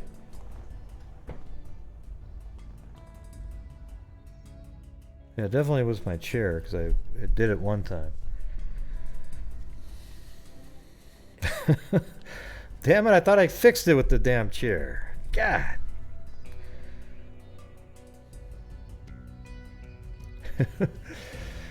You thought it was my nose, right? Like one of my nose was whistling. Okay, the next piece of evidence about Frazee's whereabouts came from his brother, Sean Frazee, which is interesting. He said that he had gone to his and Patrick Frazee's mother's home, and this guy is a police officer, his brother is. And they went there for Thanksgiving, arriving at around 2:30. So, man, he's not even anywhere near there at 2:30. He's still driving around, in Woodland Park there. He said Patrick Frazee wasn't there, and the family ate without him. Sean Frazee said Patrick Frazee called their mother at 4:30, so he called just before driving by here. I think she's dead at this point. I think he killed her. He got to the house. Let's see. Let's go back up a little bit. And those times that they said all in a row. I think she was killed between, well, it's pretty obvious, between 2:20 and 4:20. Let's see. Actually, could even be, let's see, Frazee's seen at the house once again, holding a child. So she could have been killed, actually, between 4:20 and 4:30. I mean, just in a 10-minute span, he walks back in there and just takes her out. So forget this 2:20. I think she's alive that whole time. And this is just what it seems like. And then he gets there at 4:20 and just beats her to death. But he had already had the child with him, so I'm not sure where the child was during the killing.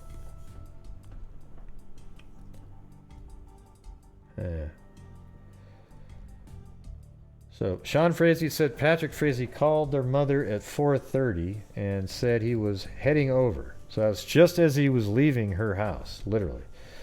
This is corroborating. I mean, look how crazy this is. Like I was just showing you guys a second ago, if you scroll up here, he's seen on surveillance at 4:30 at her house, and then literally as he probably gets into the car, calls his mom, because now he's done doing what he's doing, and now he feels like he can call and sort of start setting up alibis. And he said he was heading over. This is corroborated by telephone records testified about by CBI agent Greg Slater, who said minutes later Patrick Frazee also called a phone number in Idaho. So then he called Crystal Kenny, probably said, "You've got to come over here. You've got a mess to clean up." That was attached to a nurse named Crystal Kenny. About 30 minutes later, at 5 p.m., Sean Frazee said Patrick Frazee arrived with his daughter in tow. So does this make sense? Let me see. Where does he... I thought he lived... Okay, yeah. So he lives in Florissant. Right there, see? A really small little town there. And this is the property. This is the actual property line that we put an overhead on. And this is an actual shot of a helicopter footage that we matched to the ground, so you can see what it really looked like instead of using Google Earth at the time. This is where they were digging there. So yeah, so definitely he was heading home. He got home at about 5 o'clock. Sean Frazee said Patrick Frazee arrived with his daughter in tow and started making dinner for them both. Later that evening, Sean Frazee said Patrick Frazee went outside to do chores, and then he and his family went home at around 7:30 p.m. that night.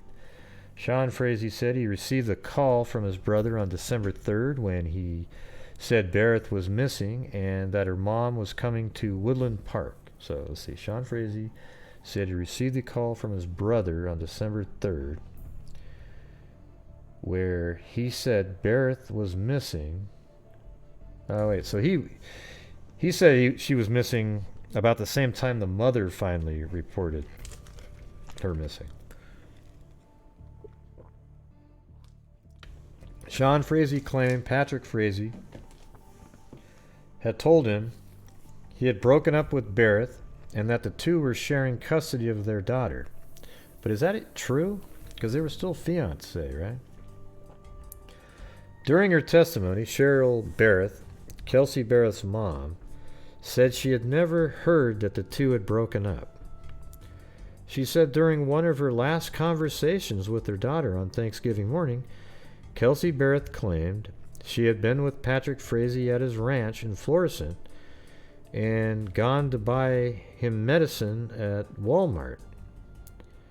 Cheryl Bereth said her daughter didn't get home until around 4 a.m. on November 22nd. Wow. So I wonder what the real reason that she was over there. Kelsey Bereth claims she had been with Patrick Frazee. This is what Kelsey's mom is saying. She's saying that Kelsey said she was with Patrick at his ranch and gone to buy him medicine at Walmart. Like he wasn't feeling well or something. Cheryl Bereth said her daughter didn't get home until 4 a.m. So that's really late, early in the morning, but it's kind of late at night. Investigators believe Kelsey Bereth was killed in her home on Thanksgiving Day 2018. Can you guys hear me now? It looks like, I don't know if YouTube went down again, but it looks like we're not dropping frames again. Can you hear me? Can you hear me? Can you hear me? Can you hear me? Can you hear me? Can you hear me? Okay, I am. You can hear me now? Yeah, I saw that it started dropping frames again for some unknown reason. No idea.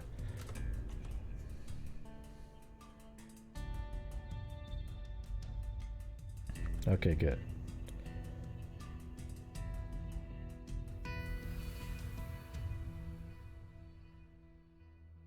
Alright, so Sean Frazee said he received a call from his brother on December 3rd where he said Bereth was missing and that her mom was coming to Woodland Park to look for her. Sean Frazee claimed that they had just broken up, but the mother says that Kelsey Bereth claimed she had been with Patrick Frazee at his ranch in Florissant and gone to buy him medicine at Walmart. I mean, the mom would have no reason to make something like that up. Cheryl Bereth said her daughter didn't get home until 4 a.m. on Thanksgiving. According to Manager, Kelsey Bereth was seen entering her apartment on her neighbor's surveillance camera at 3:54 a.m. So that corroborates what the mom said. Adams testified that during the hours preceding this, Kelsey Bereth had Google search information about what to do about digestive issues and stomach ulcers. Huh. Investigators believe Kelsey Bereth was killed in her home on Thanksgiving Day 2018, and prosecutors spent hours on Tuesday in court working through surveillance pictures and I don't think she had a clue that this guy was like this. Timeline of Kelsey and Patrick's whereabouts. And the sad part is just by pure attractiveness, she is a 10, and Crystal Kenny's a 2. I mean, they're not even close, okay? Not that means, like attraction's not physical beauty isn't everything, but my God, I mean, she seemed like, a pilot, very pretty, wow. I mean, what were you thinking there?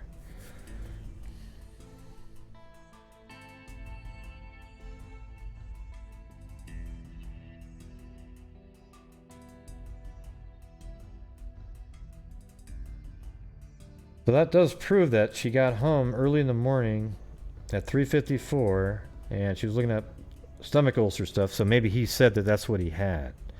But I wonder what the whole meaning for that visit was. Why did he want her to come over there, or whatever? It just... The surveillance video also shows that Patrick Frazee was at Kelsey Barrett's apartment later than he had said. During interviews with police, he claimed that he had been there at roughly midday to exchange their child and then left. So that's a total lie.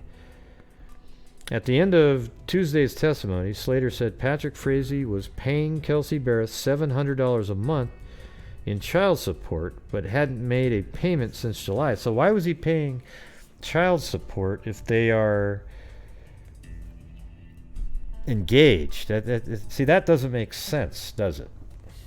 I mean, if you're engaged, you wouldn't be paying child support. You would just be living together, and you're just kind of waiting till you get married, that kind of thing. You wouldn't have some official court proceedings, because that would totally mess up any kind of... I mean, it really would. It would ruin a relationship if you're, like, engaged and the one of them's forced to pay child support during an engagement. I mean, that's just weird, right? It's almost like a prenup or something. It has the same mental effect. So, I don't know. There's something that doesn't make a lot of sense about them really still being together. Or, I don't know. It's confusing. At the end of Tuesday's testimony, Slater said Patrick Frazee was paying Kelsey Barrett $700 a month, but he hadn't paid since July. In addition, Slater claimed he found custody paperwork. So it could have been a situation where they met, she got pregnant, had the kid, then here's what I bet happened, everybody. They met, she had the kid, and he was like, oh man, I made a mistake. He wasn't going to be with her. So then she did go and get child support because they weren't even together.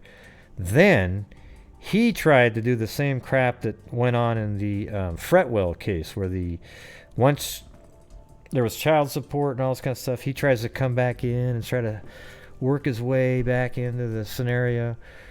So he probably started seeing her again, and she thought that he was really interested, but he was just using it as a ruse to eventually kill her. Doesn't that make a lot of sense? That he actually got back together with her so that he wouldn't have to pay the $700 a month, and she wouldn't even be asking for it, but he just made it seem like, oh yeah, we're just dating, we're dating now, everything's great. But he hated her that whole time that they were dating. He didn't want to be with her at all. He was just hated her. Still seeing Crystal Kenny. And then he kept trying to get somebody else to kill her during this whole time because he didn't want to have to do it himself. But finally, because Crystal Kenny wasn't following through, he finally took the bull by the horns and did it himself. Wow. I didn't realize. I think that is what happened here. In addition, Slater claimed he found custody paperwork dated August 2018 in Frazee's home that had not been filed. See? Oh, man. Yeah, look at that. He hadn't made a payment since July because then he went over and did the smooth talking. I've had a change of heart. You know what? I want to have a family with you. And she had this paperwork ready to file from August, but never filled it out because he was able to convince her that he was committed. And there she is driving over to his home, helping him have the medicine because she's sick, or he's sick, and it's all part of that. He was going to make him a casserole as well. You see, so she bought into his lie, and her guard was down. So now I actually believe that ruse of, hey, put a blindfold on, and guess what I'm going to do, and then just absolutely bashed her in the head with a bat or something. I was kind of wondering, like, wow, if you're getting a divorce, I mean, you're not a divorce. if you're not really liking the guy, why would you put a blindfold on? But I actually think that she really did like him and was thinking that he was interested in her and they were going to get married and everything was going to be fine, but he had never had that plan. Man, what do you guys think? Do you think I'm onto something there? Because I actually think that that's it. I really do. I mean, it just clicked like crystal clear just based on this right here. I mean, that might even be where they're going with this. But I really think that that's it. And I think he wanted, I don't even know what Crystal Kenny was. Like, I don't even know if she was a goal of his. She seemed to be just somebody, like a booty call that he thought he could then get to perpetrate the actual deed of murder. But it didn't, he might have originally been able, what he was probably going to try to do was, it was a perfect plan that he was going to have Crystal Kenny, if she had actually did the killing, he would claim, if it all got caught and everything, that she was a jealous girlfriend. And he had no idea. He had plans to marry Kelsey. So he was trying to set it up where he could just get out of it completely. But what happened was is she went there and she didn't do it. So he thought, okay, she knows that I wanted her dead, so I need her involved now in some way, so I'll have her clean up the mess so that she won't tell anybody anything. Man, this whole case is just popping into my head right now. It's been a while, but it kind of makes sense now.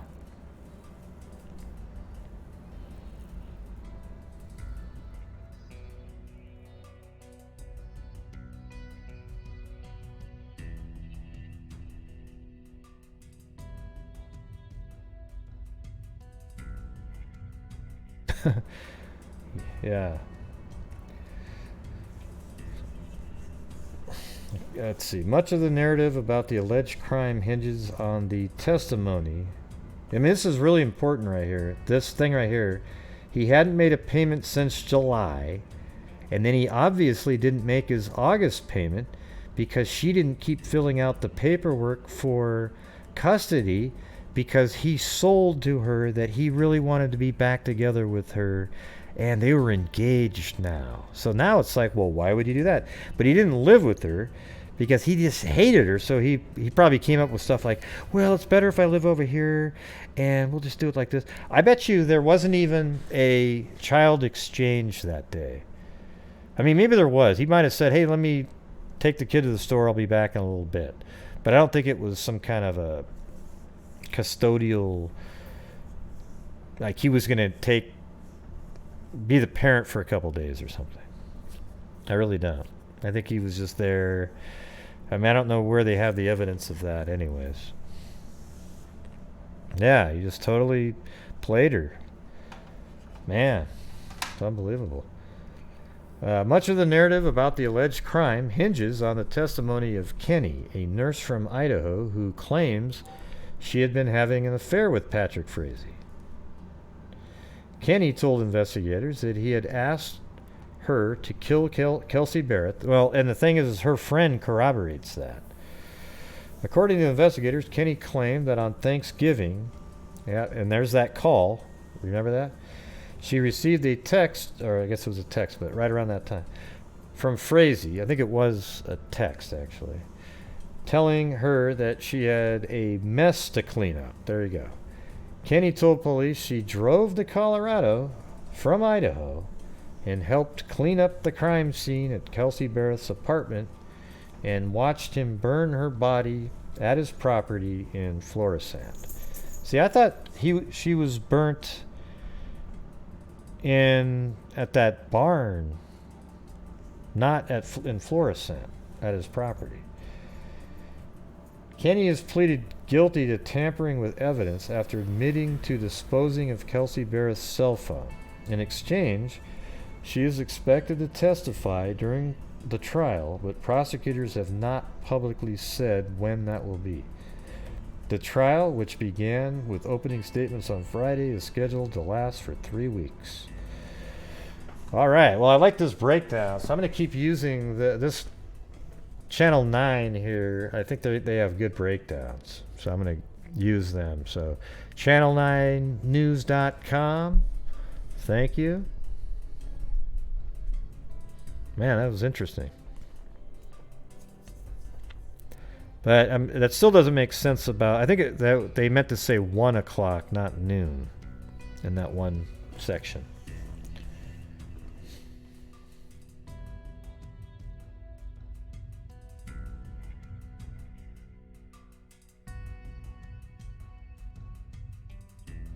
Wow.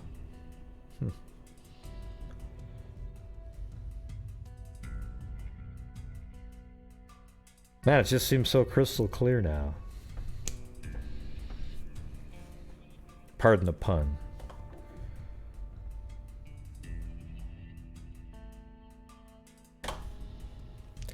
Well, I think that's it, everybody. I don't really have any more to add to tonight's show. Man, I have a sense of it just absolutely makes sense. That he was tricking her. He didn't want to pay the child support anymore. So he tricked her into thinking he loved her and tried to pretend he was playing the part. He even had her come over. She helped him with some medicine. Was going to make him a casserole. But in reality, he just wanted her dead because he didn't want to have anything to do with her. I think he wanted to have custody of the child himself, but he didn't want to have anything to do with Kelsey. And Kelsey believed the lie. And at one point they weren't together, and he was forced to pay child support for a child they had together. They met online, but then he convinced her that he loved her, he wanted to marry her and all that kind of stuff.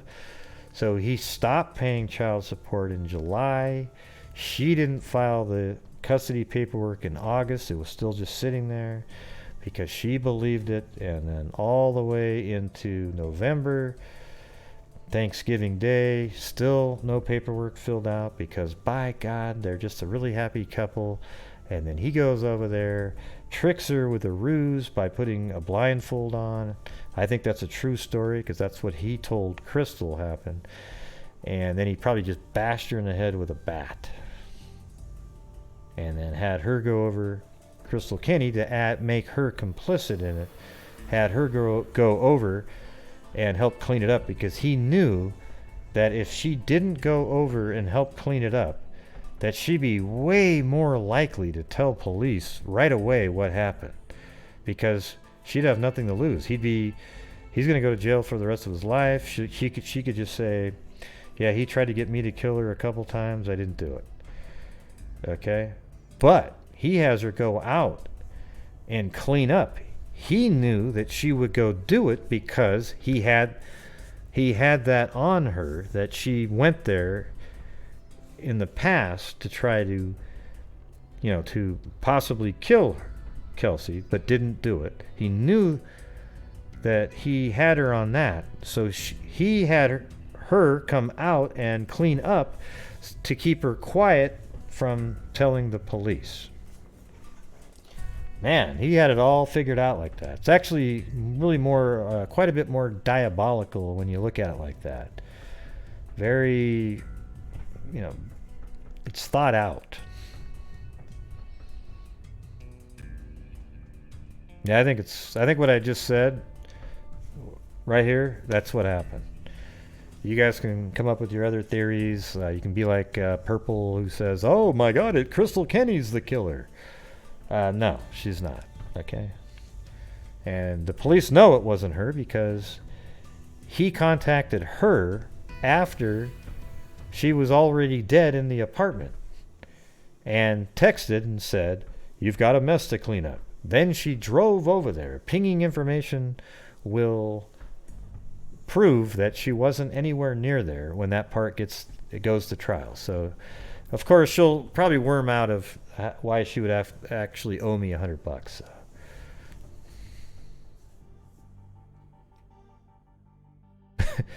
I know, it just feels right. It was weird. I think that's what the prosecution might even be going for there by suggesting those dates. I don't know if that's what they're doing, because they sure didn't say it right there. But to me, man, it just makes sense. And that's why the mother thought that she had never heard anything about them. They were fiancé. They believe, see, here's the thing, is Kelsey and her mother believe that he was a fiancé. That's why they refer to it as that. But the only person who doesn't say that is Frazee. He says, oh, yeah, no, we broke up. It's crazy. That's it.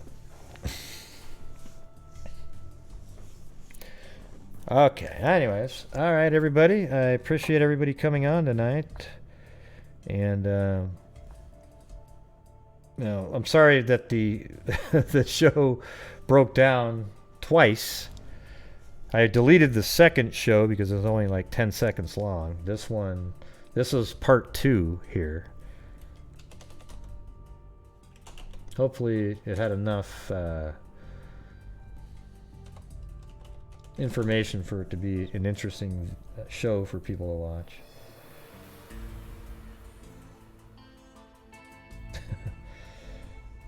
Yeah.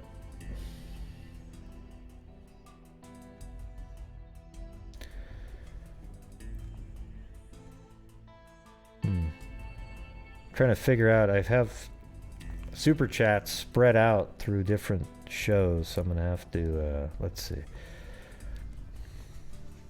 There we go. So Sean Beecham, thank you, and then Sean Beecham again, and then Mirabuka Love, Be Free Wild Gray. That's pretty funny. Classical guitarist Rachel J, classical guitarist again, Aaron Branson, Wombat Dundee, Sarah Beth Colagrass. Oh, I guess I shouldn't say that since she got rid of it. And then Sean Beecham again, Kit Kat, and Curious John Johnson, Georgia. Winking face with tongue. Oh, and thank you again, Sean Beecham. Yeah. Johnson & Johnson. Procter & Gamble. So how did the audio sound though? After a night with the new mic, do you guys like the new mic sound? I mean, it's probably not way different, but I think it does have a better sound to it. Okay, cool.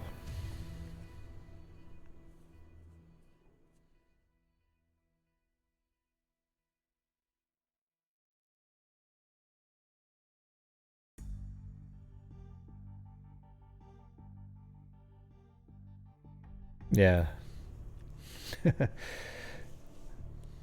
But I'll definitely give her $100 if Patrick Frazee doesn't get a murder conviction. But if he does, I get 100. Doesn't matter if it's second degree, first degree. I think it's definitely first degree murder. If you look at it like that, I hope that that's what they say in the closing argument, because I think that really it's a compelling story. You kind of wonder, there was a reason that they didn't like each other before. See, they got together off of a dating site. Obviously, they had sex, and then they had a child. But now he's paying child support. So why do you think that happened? That's because they weren't together, and he legally was obligated to pay child support. But then he realized, wow, I'm going to have to pay this for 18 freaking years? Okay, hey, Kelsey, you're the greatest. I have a change of heart. Let's get engaged, blah, blah, blah, blah, blah, And that's how it went down.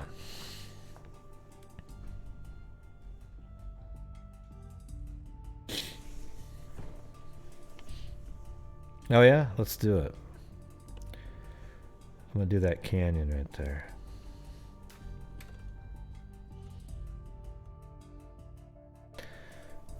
All right, so thank all of you for the super chats. Let me go check out on the on PayPal. I know a couple people busted some out on there, like early in the morning too. Like I think Steven was on there. Let's see.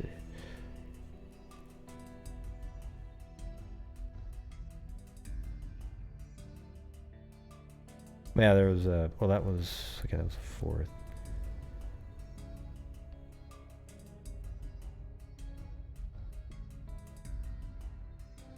Yeah, so that was Stephen Bashir's at on PayPal at, God, what time was that?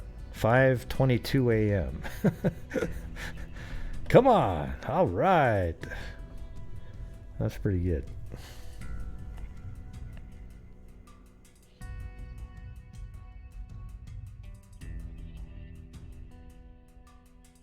Okay. So where's that canyon that you're talking? Is this it right here? This whole area?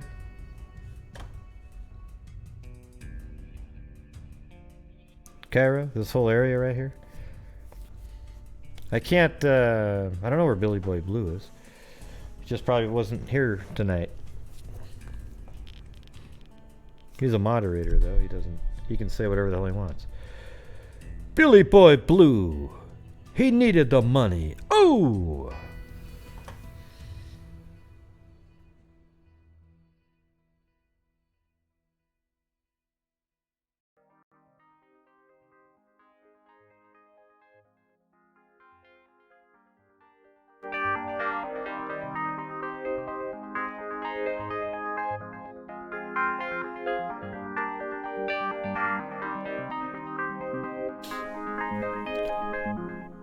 Ready?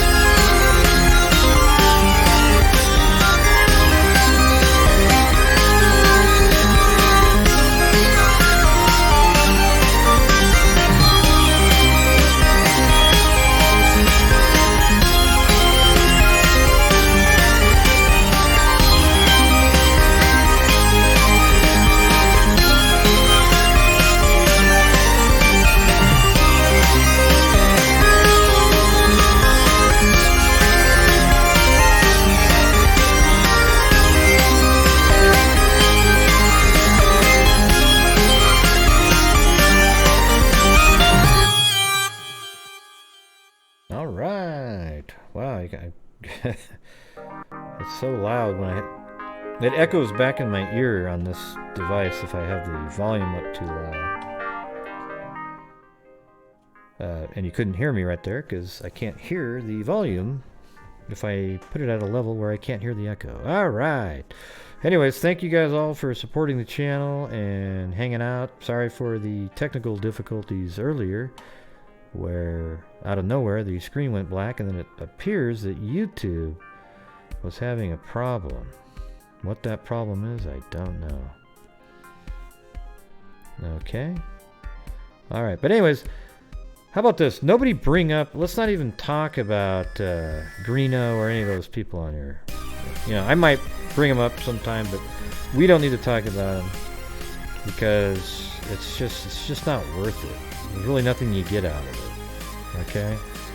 You know, he's made a few good videos out there. You know, that are worth looking at, and that's about it. Okay, other than that, forget it. Let's just go on with what we're doing and keep covering cases, and we'll, you know, we still do Delphi often because you got to keep it out there. We're heading up on the 3-year anniversary here in February. What, about 4 months from now, or 3 months from now? Crazy, huh? So that's it, everybody.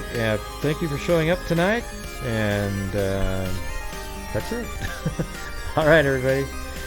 And wait, what? You know, this is a lot smaller than the other mic, though, isn't it? Yeah. It looks smaller, but it's a way better mic. This one is a Rode microphone. All right. So, anyways, that's enough babbling. That's it for the show tonight, and as I always say, until next time, be safe out there.